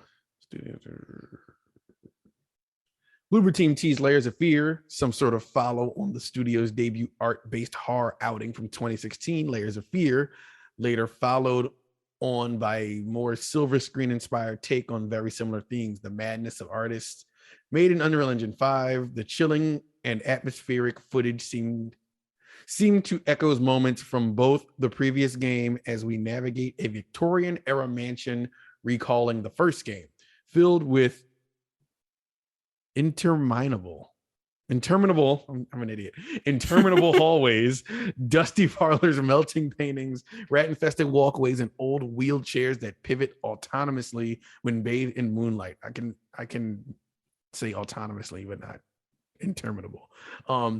And glimpse theater and stage scenes from the second installment. Scary and unsettling in equal measure from the little on show, but layers of fear due in 2023. Looks like a return to form for Bloober Team after its recent flurry of missteps. Well, I don't want to play it. Bullshit jump scare. Bullshit jump scares. Yeah, I mean, I'm not much of a scary guy, as we all know. You scary looking. Oh, ladies. Yeah, I don't know if we'll play that at all. We might be playing something else coming up in a Halloween season, which we'll get to. We will. But yeah, I don't know about us playing that ever. Next up was Gotham Knights. They just showed off a little package for Nightwing. It was weird to me because they've already shown both Nightwing and Red Hood in their own specific event. And now they're going to show a bunch of Nightwing. Why would you not show Robin or Batgirl? That's kind of weird. Literally nothing new. Just showed him with his stupid fucking Fortnite glider. It's funny because like I like Fortnite now. Like I'm actually like a fan of Fortnite and I like playing it. But like giving Nightwing a Fortnite glider in this game, which is supposed to be Arkham universe adjacent, it really pisses me off for some reason. They couldn't come up with a creative way to have him traverse through the air. It's so annoying because he just doesn't. That's the thing. He doesn't get used to it. Have to now. They don't though. Just use a grappling hook or put a fucking squirrel suit on him or something. You know, it's so simple. Maddening. October 25th, coming technically soon, unless it gets pushed back again. I don't think it's getting pushed back again. They've. I feel like they're too in. Like they're in too deep now. Now it has to come out. Yeah. I think that we're nearing the end of the main show now because the last thing that we have here is Mr. Neil Druckmann on stage. All right. Well, no, you know that's coming. Yeah. Yeah. So The Last of Us news. Very interesting because it was leaked beforehand. Yes. And it was upset at that. Oh yeah, very much so. You could tell from the beginning. Yeah. This was the final, not nail in the coffin, but it was the final bit of the show. Druck came out and started talking. His name is Neil Druckmann, right? Yes. Okay, cool. I didn't want to say that and then it'd be like Tom Phillips or some shit, like Todd Phillips. That's the Bethesda guy, right? Yes. Yeah. I'm bad at names, but I remember weird things. But yeah, they talked about Last of Us and mainly the first game, obviously, but also a multiplayer game. We'll get to that first. A multiplayer game that's coming out soon that they showed a screenshot of that it looks huge. Yeah. I'm curious to see what that's going to be. And it's going to be its own game by itself, so that's pretty neat. Standalone. It's not even going to be a DLC. Yeah, it used to exist as a DLC, is what I saw. Yeah. I don't know because it was called Factions. Okay, I never played that, so I had no knowledge of it previously. But very popular. People like loved it. That's why people have been waiting so long for them to bring it back. Nice. They also showed the first screenshot from the HBO Max show with Pedro Pascal, and I cannot remember the name of the actress playing Ellie. But Bella Ramsey. Bella Ramsey, thank you. Mm-hmm. I will try to remember that for next time, and I won't. All good. Because Pedro Pascal is the only actor I want to remember. He's another one. Troy Baker and him. On your boy Troy like that? Troy and him. Take me. And Troy Baker, Oscar Isaac, and Pedro Pascal, I think, are my three. They're the trifecta, which is Yo, weird because two of them are actual actors, and then Troy is like you got voice a whole actor mainly. a lot of these guys on your list. Listen, man, when you're in love with the Mandalorian and Moon Knight, and then Troy Baker just exists the way he is, hey, it's 2022. Happy Pride, guys. The I go nowhere without a stylist, Troy Baker. Listen, happy Pride. That's all I'll say. Anyway, moving forward, they brought onto the stage yet again Troy Baker and erections. Whoa! And Lauren, You didn't tell me that when you were sitting next to me.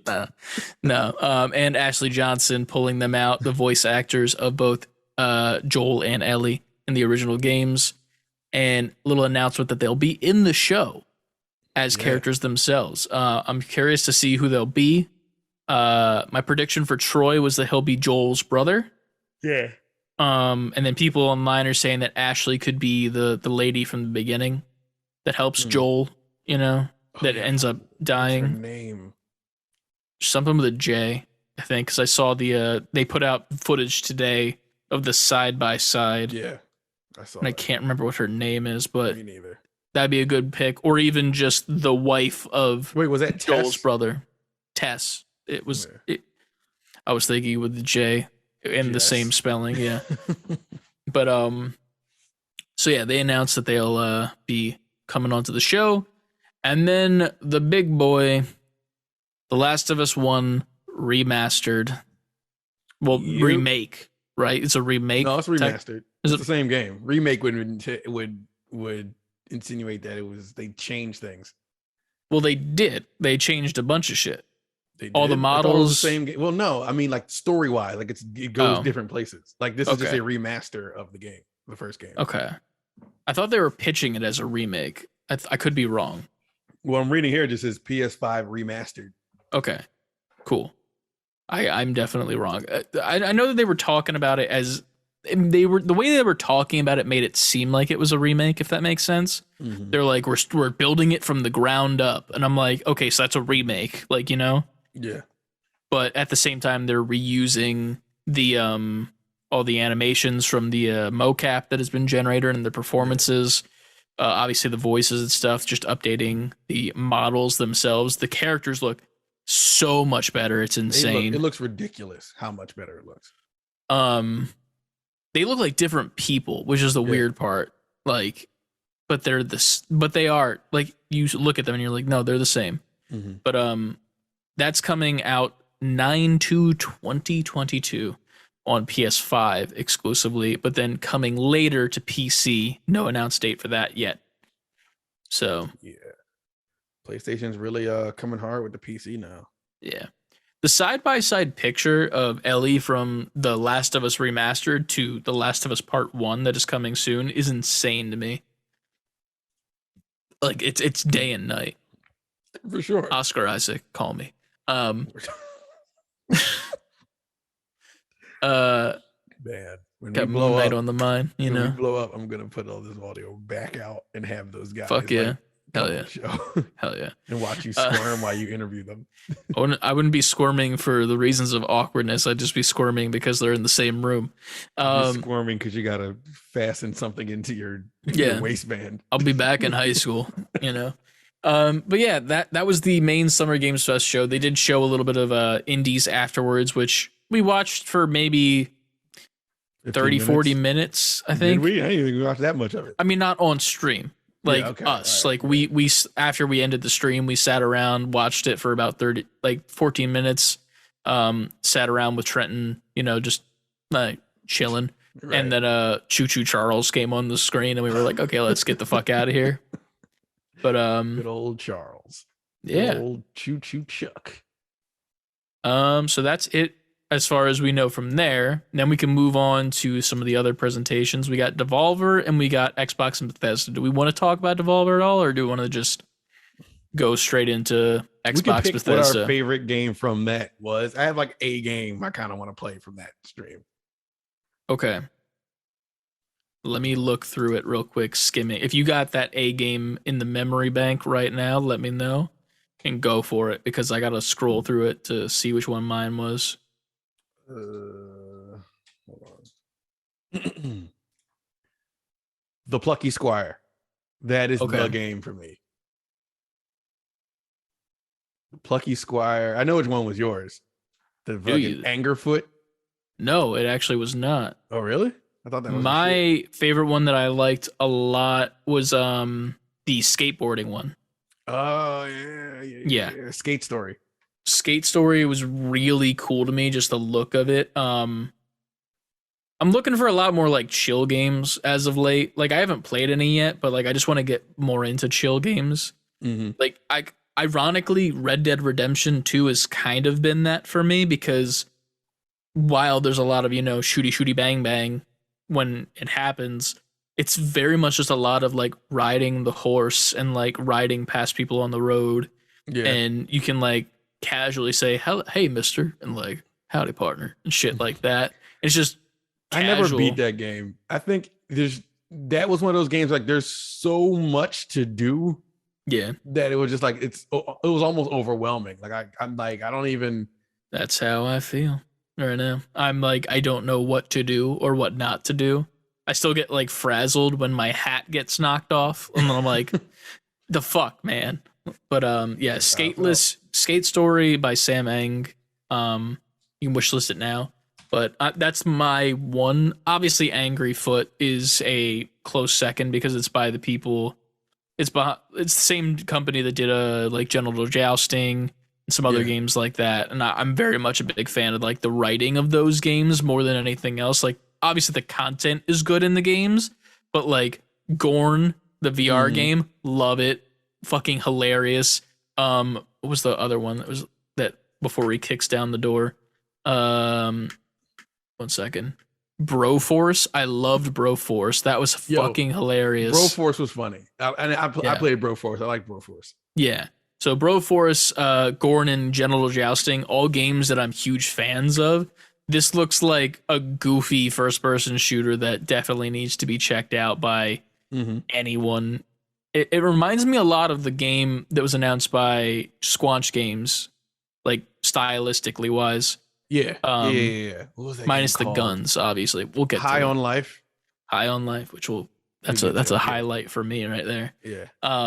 But yeah, so that's the Devolver one. There was also a Netflix one, which we got the announcement of a new Castlevania series. Cuphead 2 was just like confirmed, I think, right? Like more so. That's coming. And that's about it that I remember. If there was anything at the Netflix panel that you guys liked and you want to talk about it, talk in the comment below. It's an hour and 42 in. So if you're still here, we appreciate you. Well, hold that. I got to run some upstairs. All right. Pee. So this I might go run and grab food and scarf it real quick, so I'm starving. Perfect, because I got to take Adrian upstairs some food and I got to pee. Okay. So we'll call this halftime right here. Halftime show. Yeah. The National Football League welcomes you to the W Energy Super Bowl 56 halftime show.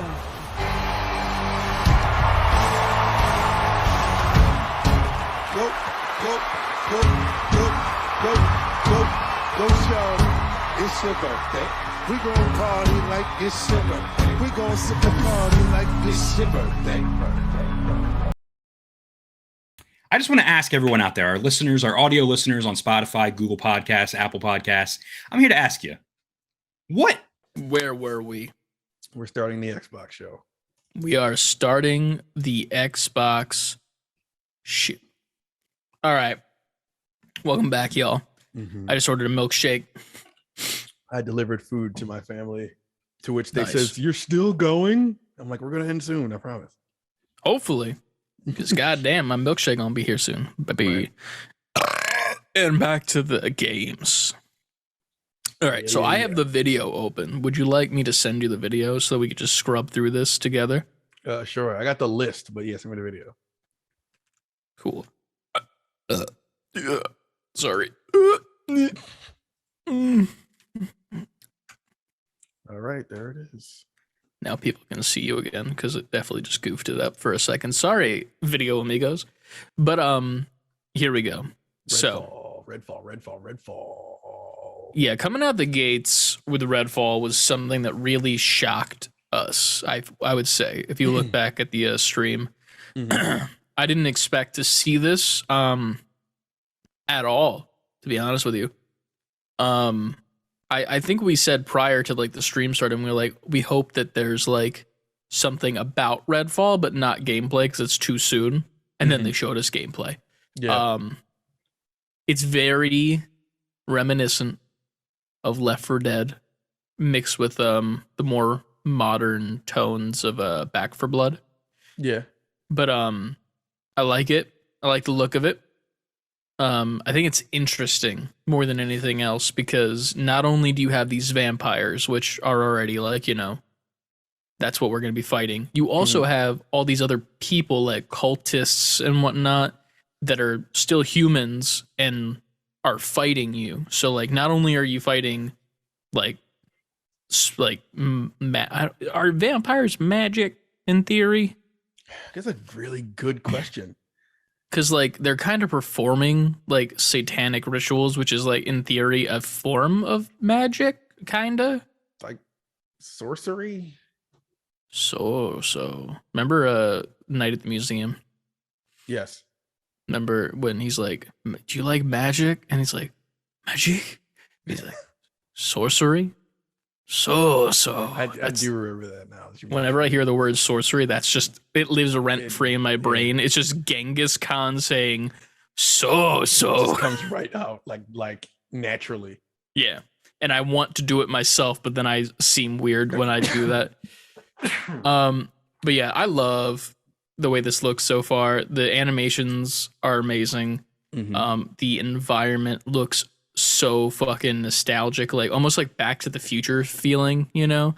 Like it looks like the town ended or like the vampire invasion started when like Back to the Future 1 existed and then like time just went on from there. It does. It has that vibe. It's very neat. They also have gas prices of $3.19 in this game, which is I miss that. Very of its time when they announced the game. Yeah, right.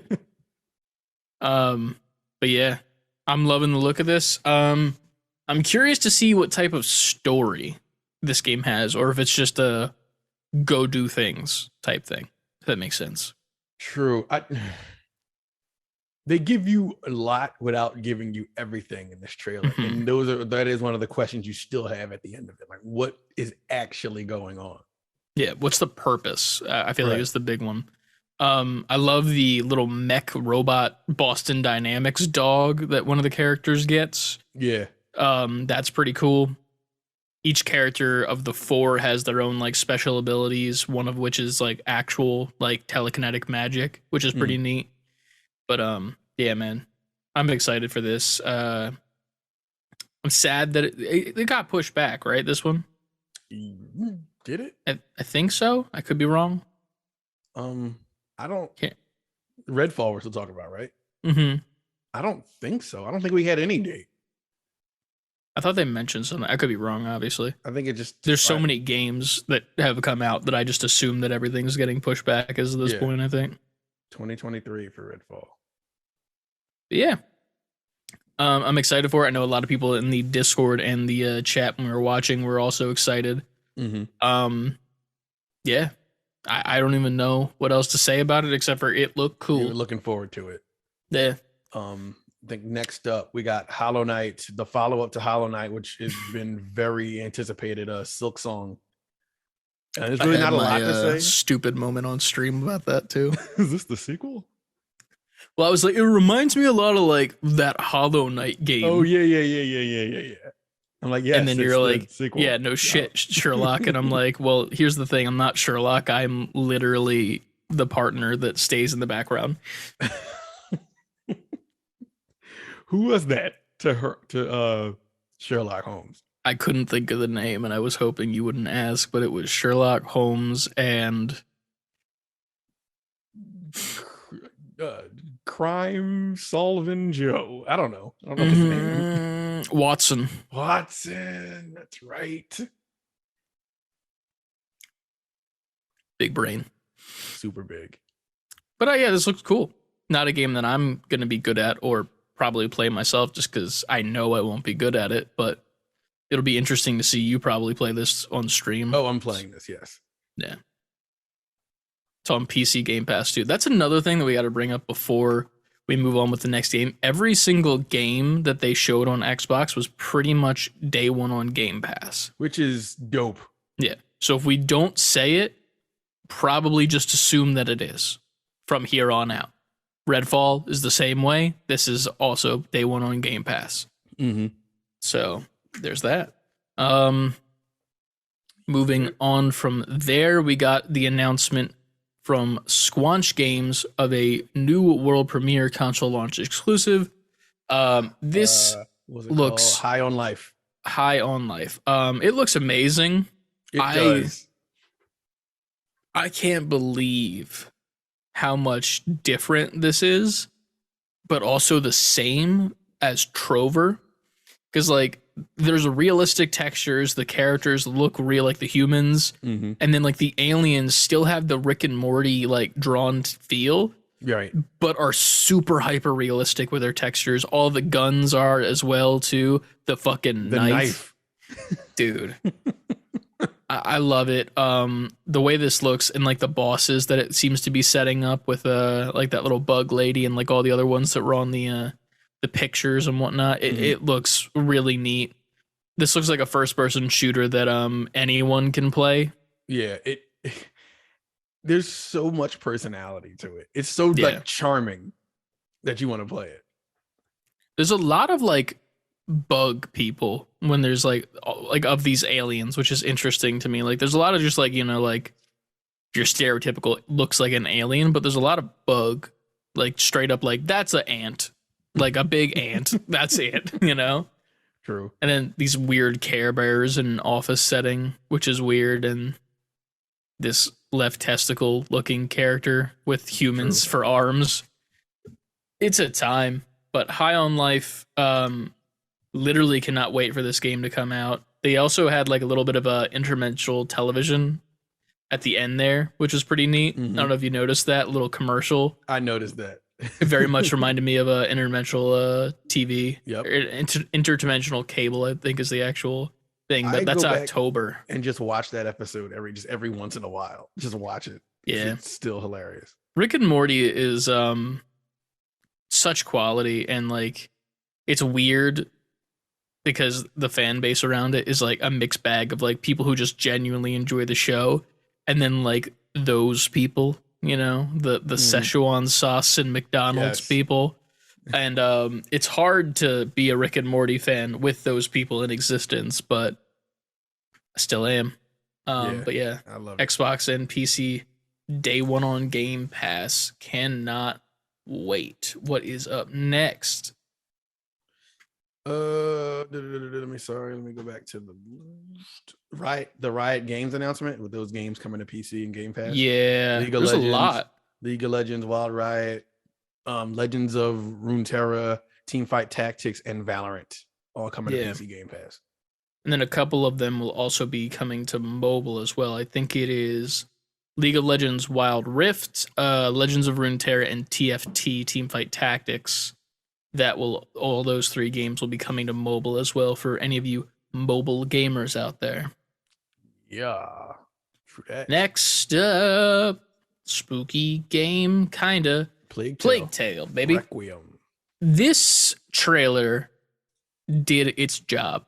It did. And its job was to make me, one, want to play this game, but two, go buy the first one and play that as well. Hearing I've from... never played one of these games. Never. I have no idea what it's like, but hearing from Haptic Intel and Josh was saying that this is not much of a departure, but it definitely looks and feels different from the first one. I'm interested to see if I would even like the first one if it's not this, because this is what really this sells me. Like if the first game was this, I'd be like, yeah, I'm gonna go play it. Third person action, man. But apparently it's not the exact same, and this definitely looks like they put some love into it more so than the first one. But I definitely like the world here. It feels like Assassin's Creed mixed with a little bit of Elden Ring. Also just straight up action adventure, you know, playing as Kratos throwing some axes and shit with a child on your side. Even got some Horizon if you like sneaking through like the grass. Yeah. 100%. I'm digging it, to say the least. I want to know more about the world, which I think is the biggest thing. Like when you see a sea of literal rats, like you want to fucking understand what's going on more. Plague Tale Requiem is coming in 2022. And it's obviously day one on Game Pass. Day one on Game Pass. Next up, Cargo Vroom. Yeah, forgot about that. Forza Motorsport, spring 2023, Xbox consoles, PC, and cloud. Day one Game Pass. What you've come to expect from Forza. Also, they revealed the Hot Wheels mode. I walked away for this. I think I didn't watch this at all. This is my bathroom break part. So that looked pretty dope. The Hot Wheels mode. But yeah, Forza, of course, it looks gorgeous because Forza's budget is like 80% graphics and the rest they throw in everything else in the game. Looks beautiful. So look out for more Forza. Next up was Microsoft Flight Simulator celebrating its 40th anniversary. It was funny because I jokingly was like in the stream saying, hey, we should like, there should be a dogfight mode. And everyone was like, that's not this game. Not every game needs to have guns. And then they ended the fucking trailer by literally putting in the Halo Infinite Pelican ship. The Pelican, which definitely has guns on it. Obviously, you won't be able to use them in this game. Yeah. But it's very neat. Apparently, there's a button that you can press that just plays the Halo theme song while you fly. And you could also kind of go into space a little bit, which is pretty cool. It's all free add-ons to the main game, which is pretty neat. They said it also has new helicopters, gliders, and aircraft. Yeah. The big one. The big one next. I'm excited for it. Overwatch 2. You got this. Yeah. You got the floor on this one. Man, it has been a long time coming for this game. There's multiple points in this podcast history that I thought that this game was just done and they weren't going to come out because of obvious reasons with their company. But it's nice to see that it's finally making its way out, obviously, with the Blizzard Activision stuff kind of not necessarily ending, but resolving and making right with, court and whatnot and everything that's going on with all the people that were affected, which is nice to see. I mean, we don't get great detail on it, but at least they're being we're not hearing bad things anymore. Right, it's moving in the right direction, which is nice. In this trailer, we got to see a little bit of extra gunplay and a little bit of a showing off of new moves that some of the characters get. Some of them have been like completely reworked from the ground up. So one of the tanks, Orisa, has a completely different move where she's got like a bow staff now, which is pretty neat. And then there's also the two new characters, one that we knew about from previously, and then the new one that was announced during the stream itself, the Junker Queen. Right. And I was extremely excited because they put on a little bit of a small animated trailer for her to like give you a little bit of context of who she is. Right. Which is exciting because they haven't in a while done like an animated thing. But it's cool. A1 when they do it. Yeah. It is neat too because we've heard this character's voice for a while now on the map that like actually the setting that this takes place on, like with the animation. When we go to Junkertown, we play that. When you get to certain checkpoints and whatnot, she'll say something over the loudspeakers because it's more of like an event space. Yeah. So that's pretty neat. So we've heard her for a while, but now we finally get to dive into her and like what makes her and special and whatnot, which is neat. Right. But yeah, October 4th is when they announced for, I think that's the closed beta, or maybe that's not the closed beta. That's when the game probably fully comes out. But there is a beta coming soon. October 4th. Yeah, beta definitely incoming. Yeah, they were talking about it over on Haptic, and I'm definitely going to make sure that I get on that because need to play it. Right, especially what you've been doing. You've been back on the Overwatch train. 100%. Xbox consoles and PC, but it's Overwatch, so it'll be everywhere. It'll be PlayStation. It'll be all over the place. Oh, yeah. Next up. Aura, History Untold. This is another like Civ looking game. Yep. So, I mean, as far as we go, that's as much as we know about that. Yeah, no gameplay, just a nice cinematic for it. So nothing special as far as no release date, but it'll be on Game Pass. What's next? Elder Scrolls Online was shown off a little bit. I guess this is just like a more new stuff that they're doing on the Elder Scrolls Online because that already exists. Yeah. It's pretty neat. I'm not much of an Elder Scrolls person myself, but it's a new adventure that they're adding to it. Like, I guess a new storyline called High Isle, which is coming the 21st of this month. So next week at some point. Obviously that's going to be a free add-on, I would assume. Maybe. I don't know if they said that or not in the trailer, but I could be wrong. Maybe you have to pay for that. I guess we'll find out. After that, Fallout 76, The Pit. Bethesda showed off. The Pit is due in September and marks the online action role player's 13th major update. Moving out of the game's familiar irradiated West Virginian sprawl and dropping players into the dusty, claustrophobic confines of the Pit. As you might expect, scores of nasty creatures and twisted baddies await before chaos ensues. Good luck. So It looks coming cool. in September. I'm not much of a Fallout guy. Same. I don't plan on playing it ever personally. That's just me. But I know that it definitely looks neat. Yeah. Looks like almost like a. Surprisingly, it has a very familiar vibe to like Left 4 Dead and Back 4 Blood as well. Like it looks like you go down with like a group of 4, however many, and like you just keep taking out whatever the mob is. That's September, like you said. So that's pretty neat. I'm not a huge fan, but one of these days I'll have to dive into it. Yeah. Next, they showed the footage of the Hot Wheels Forza thing. I think they said it before, but they showed this beautiful ass footage. It is funny how they did like a Forza thing in the beginning. They were like, by the way, here's another Forza thing. Because the first announcement was the next one, and then the next announcement was just an upgrade to the current one. Yeah. To Forza Horizon, which one? Whichever one we played for 5 minutes. Horizon 4, yeah. Yeah.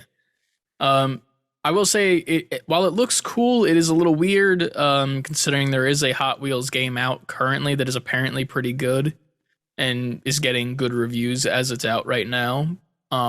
It's weird that Hot Wheels is making this video game like going at them. Because this one is that one is more arcade racer, more kart-esque, and this one is more like, hey, regulation fun, but you're also on a Hot Wheels track. 100%. After that, we got what I think is going to be a terrible game.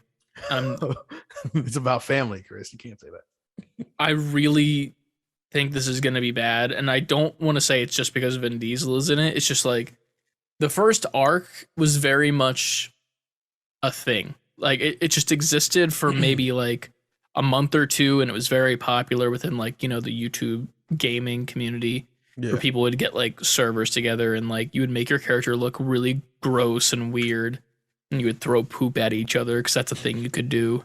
But like for this, it says 2, but with the Vin Diesel thing, it makes me feel like it's going to be more of a story-based game as opposed to just like a survive and like they are selling it like that. Yeah.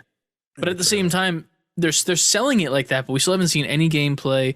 We don't know what it's going to be. We just know that Vin Diesel is in the trailers. Like that could be it in theory. Like he could not show up in the game at all. True. And it could just be a way to like get hype up for the game, which I would laugh my ass off if that was the case. But yeah, this next game, I don't even want to watch the trailer again, dude. I'm literally fast forwarding this. It's called like they consider it biopunk horror. It's gross. It's I don't very like gross. Filled with twisted monsters with lashing limbs and razor sharp tongues. When this game first got revealed, it had some weird like wall dick hanging off this wall, and it was strange. I know that the haptic guys are kind of into it because they were excited to play it. I don't know why. They're more into horror, like that's like their cup of tea. Yeah. Here's the thing, like I can play a horror game. I'll do it begrudgingly, but this is just a bit much. Like they're going for a bit much. I feel like that's what they're going for. And like there's like a movie coming out that's like this too recently. I saw the trailer when I went to go see the Nicolas Cage movie. But it was like weird body horror where they're like cutting people's bodies open and like almost Hellraiser where they're like into pain kind of. And it's weird. I don't like that type of shit. That's a little bit like mutilation and shit like this where it just gets a little too gory ain't for me. Yeah. I can handle gore, but like there's a certain point where it becomes too much and I'm like, why are we doing this? Right. But yeah, that's my main thoughts. This next game, Flint. What is it called? Flint Hook. Flintlock. Flint Hook is a different game. The Flintlock Wood. Remember Cloudy with a Chance of Meatball? I didn't see Cloudy with a Chance. Are you fucking kidding me? I'm sorry. When did that come out? Years ago. I don't know. Never seen it. It's a good movie. I like it a lot. This looked good. It looks good, but I thought it looked good on first watch, like first watch through. Watching it back, it doesn't look too like polished. Well, when was it supposed to come out? Hold on. Early 2023, it says. Yeah, I'm not saying it looks bad by any means. I like the way that it looks. I like the idea behind it. I think it's pretty neat. The like more like magical type feel to it with her and like her little companion is cool. The boss fight mechanics are neat as well and somewhat Elden Ringy with the combat. There's something about it that just doesn't look finished. I mean, obviously, because it's not. I can honestly see that, but I'm about to say, but it's definitely not finished. Yeah. It is early 2023. Flintlock: The Siege of Dawn. I love the look of the companion though more than anything else. Like that was what really sold me at the end. I was like, I like the way that looks. Gotcha. I'm interested to see more of it. I just don't know what that more is going to be, and I just hope it's a little bit more polished. I don't know what I want from it. That's the weird thing. Like I can see there's something that's off visually for me, but I can't pinpoint it, and I don't want to like say that it's shit because of that. Like it's one of those things where there's something that I'm not feeling yet, but hopefully with time we need to revisit it around like Game Awards time. See more hopefully, shit. Yeah. Next up, whatever this Minecraft Legends, right? Yeah. I literally on the stream was like, what is this, Minecraft Legends? And then it was Minecraft Legends. So yep. Brand new Minecraft spinoff. Set to launch 2023. You'll roam around the overworld with camera clinging quite tightly to the player character, uniting the critters and creatures as you do to go up against a monstrous threat. Game Pass day one. Of course. Yeah, I don't think I'll be playing this at all. It doesn't look like Dungeons, so yeah. Even Dungeons, like I played when it first came out, like to the very end of what they had, and that was at least fun with people. But I don't see the appeal anymore of Minecraft as I'm growing older. Like I understand, I like base Minecraft. Like the main game itself, because it's all about literally just being creative, making what you want to make, and then there's a couple things that you can specifically do, like go to the end and like fight the dragon, but like you still get to do the same thing at the end. It's more about like just being creative as opposed to this where it's like in that world and you kind of get the story. You get a taste of it with the building, but like just play Minecraft. There are mods that can do this. Like, like I don't know. It's just I not get for what you me. mean. Yeah. What is this next one? I forget what it is. Again, It's called Lightyear Frontier. ironically, Lightyear as the movie is coming out. Right. This is like a world co-op building, almost No Man's Sky type thing where Yeah, you build your building, own crafting, base. farming, but you're in a robot, a mech Yeah. suit, and then by night you can go in caves and fight shit, and gather materials, rinse and repeat. We've seen this type of game a million times. Obviously not in a mech suit, but Yeah. we've seen that cycle in gaming Mm-hmm. a lot. Very No Man's Sky. Yeah. But mech.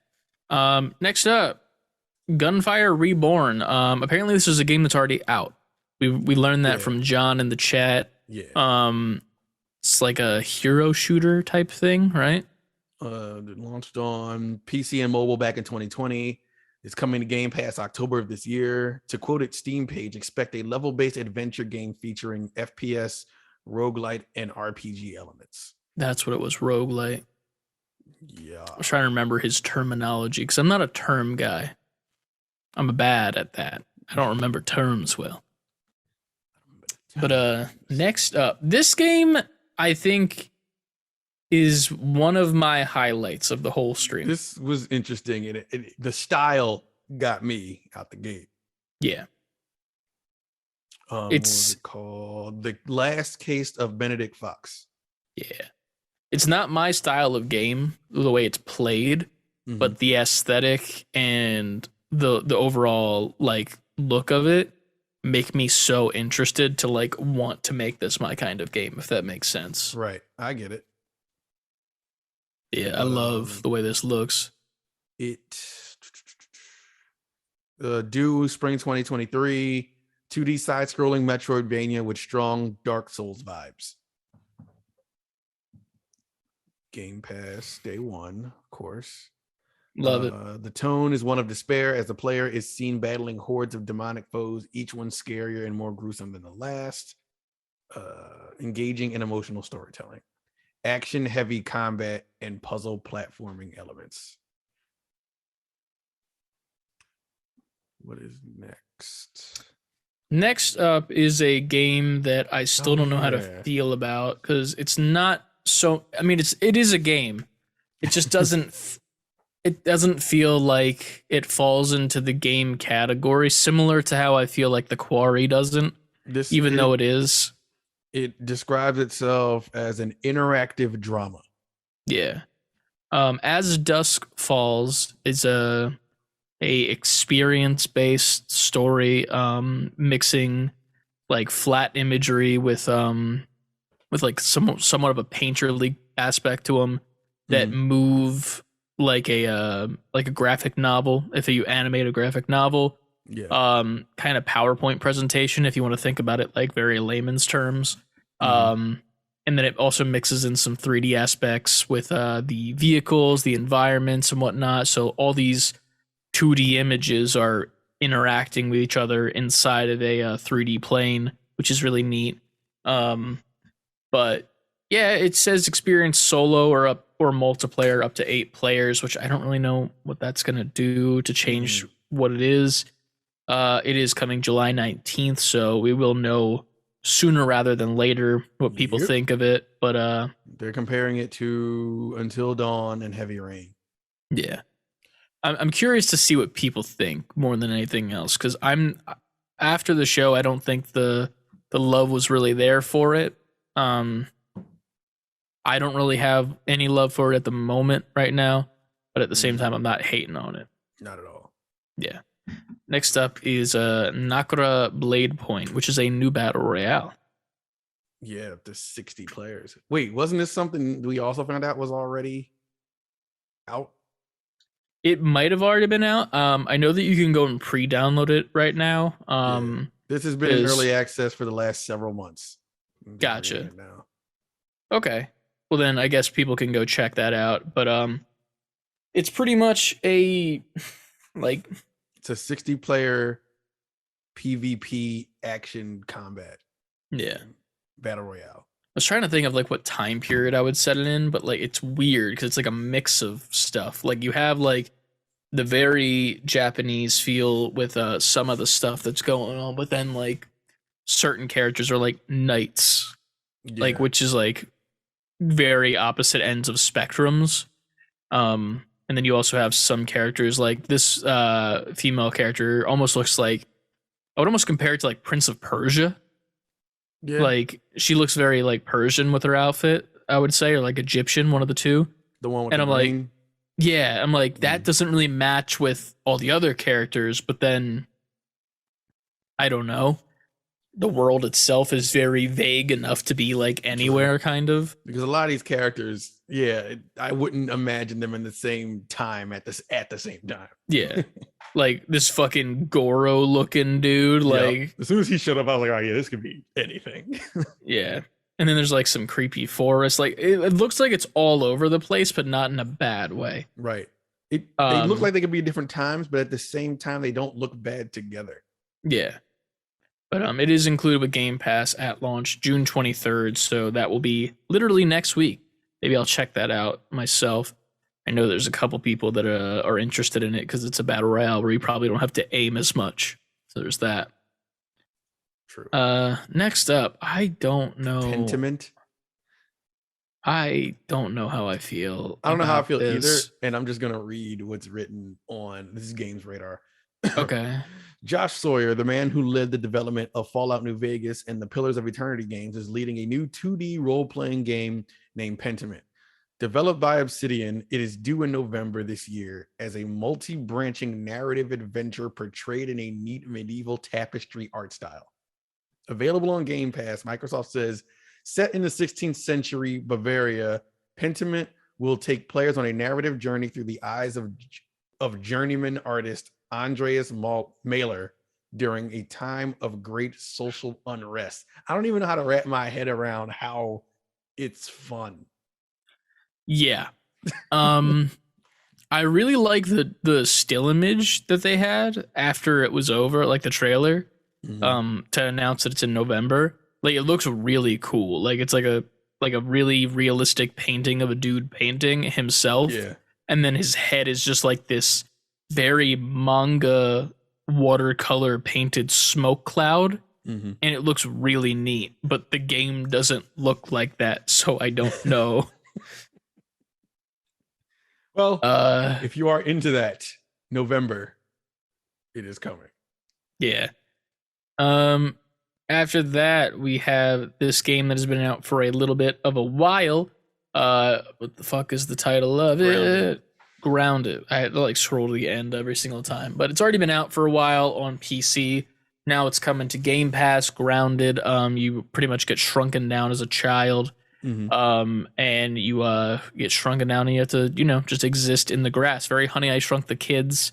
Looks like there's an overarching story kind of in the background going on while you're doing this, but maybe I'll try it out. Maybe I won't. I'm not sure about it. I like the idea of it. I just haven't, dove into it yet. The adventure game has been an Xbox game preview for almost 3 years, and now you'll be able to join up with your buddies and explore the horrors of your back garden in September 2022.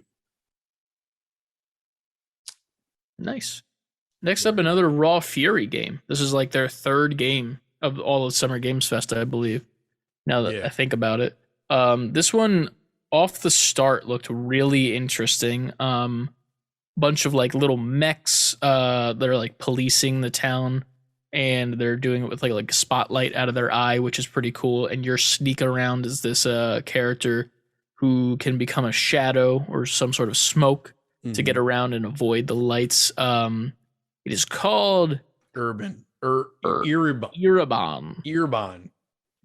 Shadow Legacy, which is pretty interesting. The gameplay itself looks pretty cool. Very stealthy, like, kind of platformy, like you're trying to get around the city in a way that's like sneaky to like take out these robots. There's probably some sort of overarching story that's why you're doing this, but it looks pretty cool. Yeah.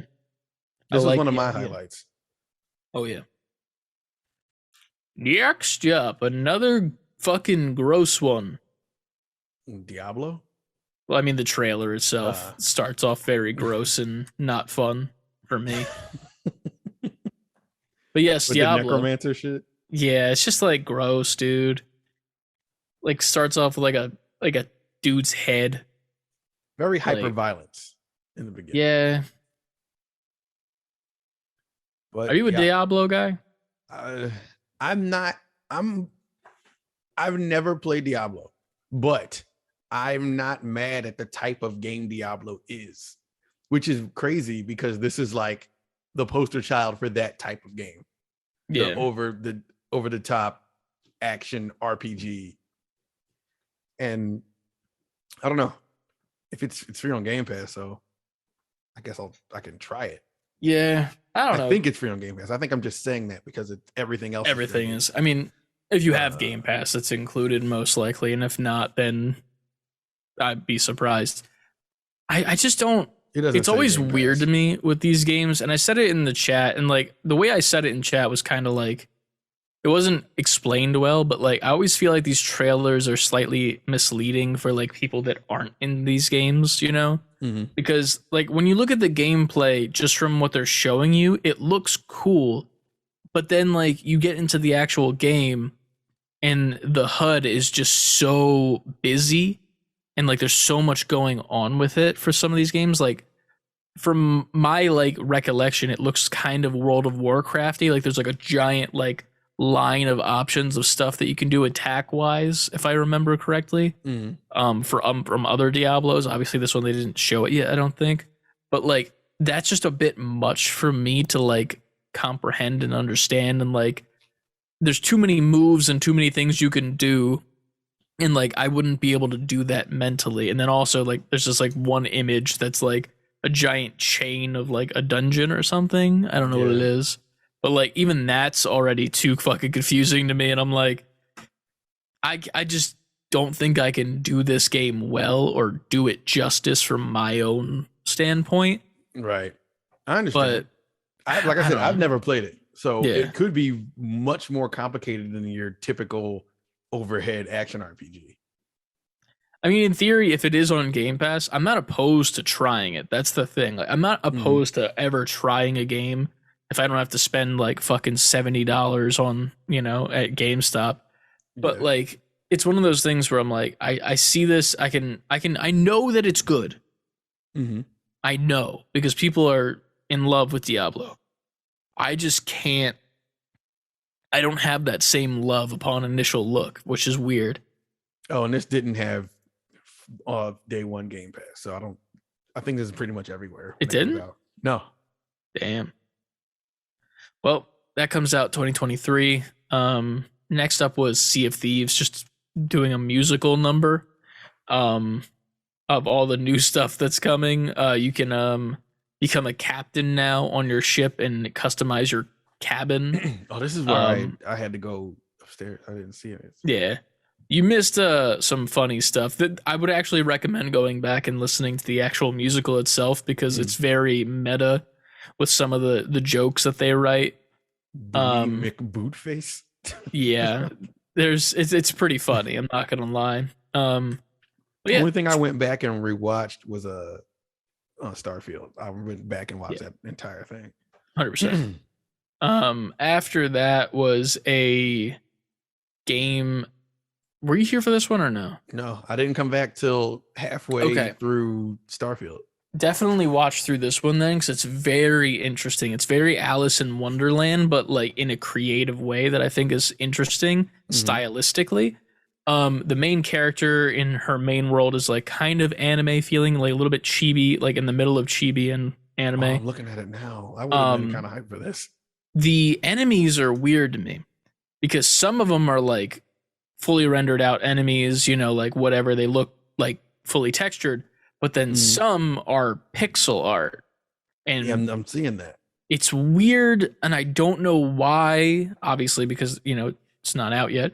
But, like, the enemy designs are amazing. There's this giant, like, bird Godzilla-looking enemy you fight, and the colors that are used are insane. The giant Queen of Hearts is fucking amazing. But Ravenlock, very Alice in Wonderland, action-adventure-y. 2023. It looks cool. I'm excited to see more of why things are happening in that game. Yeah, this looks interesting. I'm mad I kind of missed this. This is good. What's Next up, I don't know if you were here for this one No. either. So for this one, it's from the creators of Limbo and Inside. It's pretty much a kind of a puzzle game where you're playing as this little like fly/Mothman, and you're using these little balls to like solve the puzzles to get around, which is pretty interesting. You kind of jump through the balls themselves too, depending on what they are. Some of them are like their own universe, it looks like. Cocoon. Yeah, Cocoon.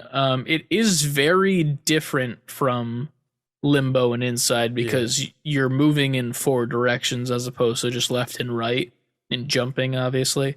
So I'm curious to see how the people who made Inside handle a game where you're moving in more directions, just the left and right. It's pretty cool to see. But yeah, Cocoon comes out 2023, day 1 Game Pass, and then after that, yet another gory looking game. I don't know if you were here for this one either. No, I didn't come back. God to the damn. end, the very end. Really? God, I thought Starfield. So this one is Wolong Fallen Dynasty. Looks like feudal. Is it China or Japan? That's Koei Tecmo. That's the what the fuck was the games they do? Those samurai kind of Dead Souls ish battle royale game. I can't think of the name. The one that we just saw? No, they make Neo.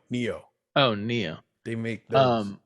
But yeah, I mean, it's very much in that vein. Look wise, it also kind of looks a little demonic. At first, I thought it was more zombie based, but it looks like it might be more demon based. And there's this giant like Shenron looking dragon that looks like no good. It's got like a weird mouth. 2023, early 2023, Game Pass day 1. Yeah. I think that might catch us up to the big one. I could be wrong. No, that's and then you get because next up was the Persona games coming to Xbox. True. Persona 3, Persona 4 Golden, and Persona 5 Royal are coming to Xbox consoles and Game Pass later this year. I've always wanted to play Persona 4 Golden, so I guess I'll have my chance. And then the big news, which wasn't really much like content wise, like it exists. But Hideo Kojima came on and fully announced the partnership that they're making a game. So that's a thing. There are rumors of what the game is itself and whatnot going on in the background at the moment, but nothing was shown. The title, the supposed leak title is on. You can Twitter it. It's right. They have it. We have screens of it. They got leaked. 100%. It's cool to see. I'm curious to see when we do see anything of it. I'm assuming they'll just do like an Xbox exclusive show at some point. I'm sure. But it's cool to see Hideo team up with Xbox exclusively now and see what's going on from there. Overdose. That's what the game. Overdose. The game is. All right. The title is. So yeah, after that they showed at the very end just like a little quick picture of all the stuff they showed, and then they got into Starfield. Which Starfield, I'm a bit overwhelmed by, if I'm being honest. It's incredibly overwhelming. Just by the sheer scope of it, it's kind of scary. It looks like what's the space game? You mentioned it earlier. No Man's Sky. It looks like No Man's Sky on cocaine. Yeah, like super ramped up. It's really insane to me. How decent the gameplay itself looked like. Obviously, it's still early development, so the stuff that they did show us gameplay wise is still early. Yeah. But from what it's looking like so far, you're going to these different planets. You're going and you're getting different materials. You're pretty much just studying everywhere. There's different creatures and stuff on the planets, each of them. And there's also like bases and stuff from whatever, like troop or whatever, like army type thing that you're in. Yeah. The crazy part is when they get into the actual scale of the game. The scale is what scares me more than anything else. They do have some gameplay showing that it is a first-person shooter. There are like pirates and stuff that are trying to loot all these areas and shit, and you have to like shoot them. Actually, like you actually have to like first-person shooter this shit. Right. And that's fine. Like that gameplay looked okay. It very much looked like a Fallout type shooter where bullets kind of just go around people and they're like they get hit by a couple and it's like and then they die. You know, I knew exactly what you mean. It's whatever, to say the least. But when they got into the scope and they said that each planet is fully discoverable, as in you can go up in your ship and fly around the whole entire planet entirely with different locations on each, and then you can land wherever you want. That was already daunting. Then they showed like the galaxy having like 10 planets in it, and you can do that on every single one of those planets. Crazy. Which is already insane. And then they showed there's 100+ galaxies, so there's a total of 1,000 planets. Tone features for a new RPG, including the fact that there are over 100 systems and over 1,000 planets. So that's a thing. It is. That's a lot. It's so daunting to me because in theory, it looks like there's not really like a linear path with this game. Like you can kind of do what you want because it's literally open world / galaxy times 100. Yeah. So like it's scary because it's like you and I could both be playing this game. Like let's just say that you have the time to play games, right? Like in this reality that I'm making up. I could like tell you something that happened to me or like on a planet or something that you won't see for like months. True. Because you're busy somewhere else in the galaxy. And then like it's scary because it's like, okay, so what if like what I'm doing is a certain plot point and then like I spoil you of that, you know? Like there's so much more than just, you know, oh look, it's big, that's cool. Like it makes you question what the end game of this game is. I don't think there is an end game. That's the thing, which is another scary part. Like it's almost just like, hey, live in this game. Yeah.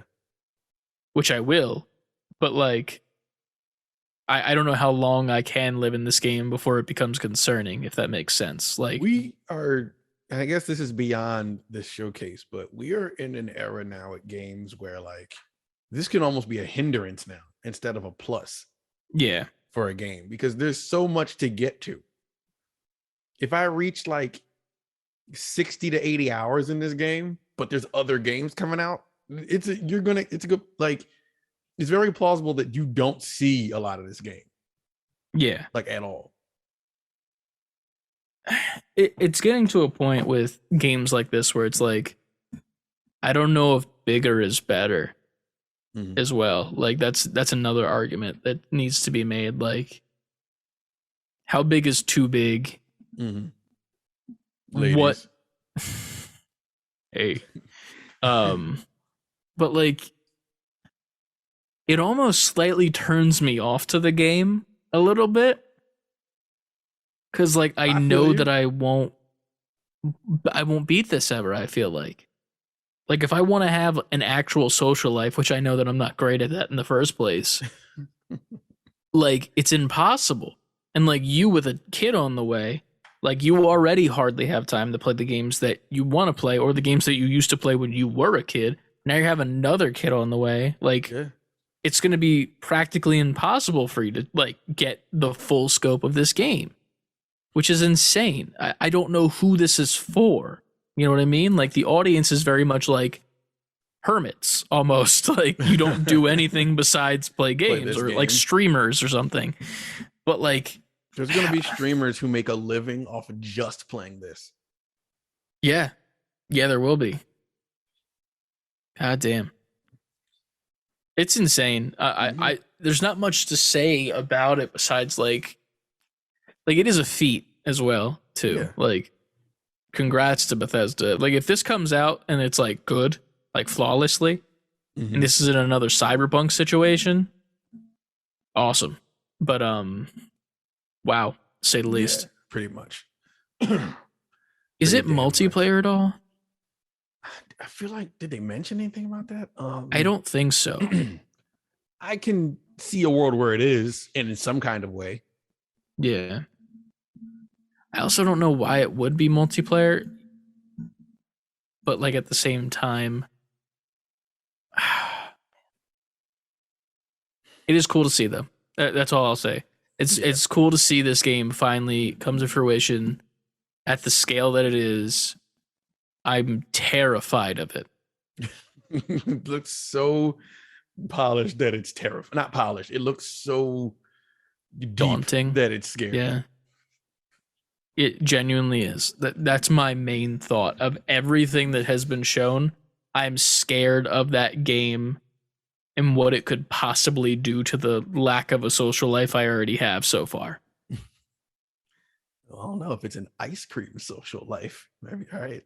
Ironically, my mom did just peek her head in because my milkshake was delivered. Well, But, pretty much at the end. That is the end right there. That's all that we have from the news section. Oh, Capcom had their own thing. Oh yeah, They shit. showed a little bit more Street Fighter. It's easy to breeze through that. Showed a Yeah. whole bunch of Monster Hunter that we weren't interested in. They showed some Street Fighter 6, which still looks just as good as we talked about earlier. Mhm. And what really stood out to us is the Resident Evil stuff. Yes. Shit, how did I forget about that? Let me get to the breakdown of that real quick. So much stuff from Resident Evil. It's insane. Yeah, but at the Capcom thing, it was just like I said, a whole bunch of Monster Hunter, Resident Evil 4 remake. They showed more of that, which looks good. That's a favorite, so people are looking forward to that. They showed more Exoprimal, which I didn't think that we were going to see two different like waterfalls of animals at this Summer Games Fest. We saw we Rat did. Waterfall and Velociraptor Waterfall. Yes. Insanity. Resident Evil 4 Village Mercenaries mode is coming, where you can play as Lady Dimitrescu. Resident Evil Village, the winter expansion, which has everything in it, where you can play in third person, which is an announcement we wanted to make. We might be returning to Bitch Made, since that is a thing now. Yeah. I think that's a definite thing that we're going to do, because that sold me. Yeah. Shadows of Rose DLC, where you play as a dude's daughter from Resident Evil Village. Ethan's daughter. They also brought up Resident Evil 2 remake, Resident Evil 3 remake, and Resident Evil 7 Biohazard are all getting upgrades to PS5. Next gen, baby. Resident Evil Reverse is going to officially launch in October. It's been that long. Dragon's Dogma 10th anniversary, and that was pretty much it. But obviously the standout for us was the Resident Evil stuff. 100%. I'm curious and kind of want to play Resident Evil 4. Maybe for the stream and like content wise, maybe just like video recording. I'm with that. I know that's one of the cult classics of the series. I remember Haptic Intel did their playthrough of the OG one back on their stream and whatnot. I'm kind of tempted to do the remake, but we'll see what happens. But we're definitely I think we 1000% are gonna finish Resident Evil 8. Yeah. If we can take our current save and start from there with third person nice. mode, then I would love to do that. If not, I'm a little less wanting to. I really hope we can. But we'll see what happens when that comes out, and we'll let you guys know. If not, we'll fucking play it from the beginning. It's fine. We'll just make it's a new bitch made series of third person mode. But right. Yeah, it should be fun. So yeah, that was Summer Games Fest 2022. That was Summer Games Fest. It was big. It's a lot. There's a little bit of news on the fringes of the industry outside of that, but nothing super we need to jump to right now. Yeah, that we there's can get always back to. next week. We've already hit a lot of time in this episode. Yeah. But yeah, no questions, because all the NG people was with us during these streams. Yep. And I think that's pretty much it, man. Yeah, that's pretty much it. We appreciate you guys for being there for all the live streams and whatnot that we did this past weekend. And then coming forward, we're going to be doing a lot more streams coming soon just because of some of the games that are coming out. Obviously, Ant's excited for Shredder's Revenge. And then a lot of these Xbox titles I am looking forward to trying out over on the PC Game Pass side of things. And we will see you guys over on maybe Sunday if we do a live stream. We'll see what happens. We'll do something Sunday. We'll do a post podcast playing after the Patreon stream or something. Yeah. It'll probably be Turtles because that's how this is going to work from now on. It's just going to be Turtles all the time. I will not clog the SB4Q media line with Turtles. I feel like we just got it though, because why not? Fuck it. It's better than Nicktoons Brawl. Yeah, for sure. But we want to take this time to thank all the Patreon people over on our Patreon. If you guys would like to sign up, you get 2 extra Patreon. You get 2 extra podcasts a month. They're not necessarily video game related. Sometimes we'll talk video games in general in there.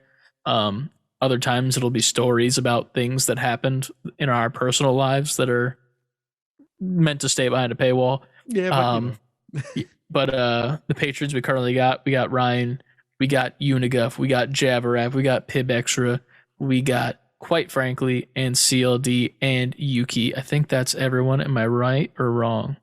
I think that's everyone. I think that's everyone. I think that's 7 because we got 7 folks over there right now. We appreciate every single last one of you. Yep. If I missed you, your name was scrolling off on the screen, and I'm very much sorry.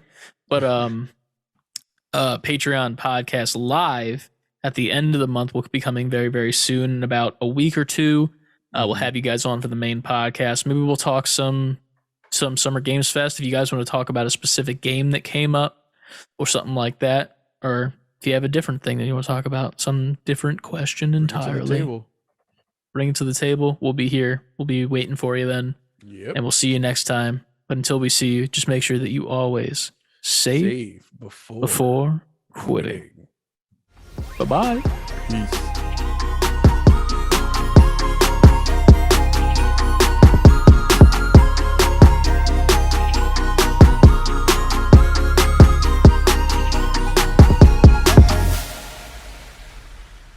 That's a long ass episode. I know.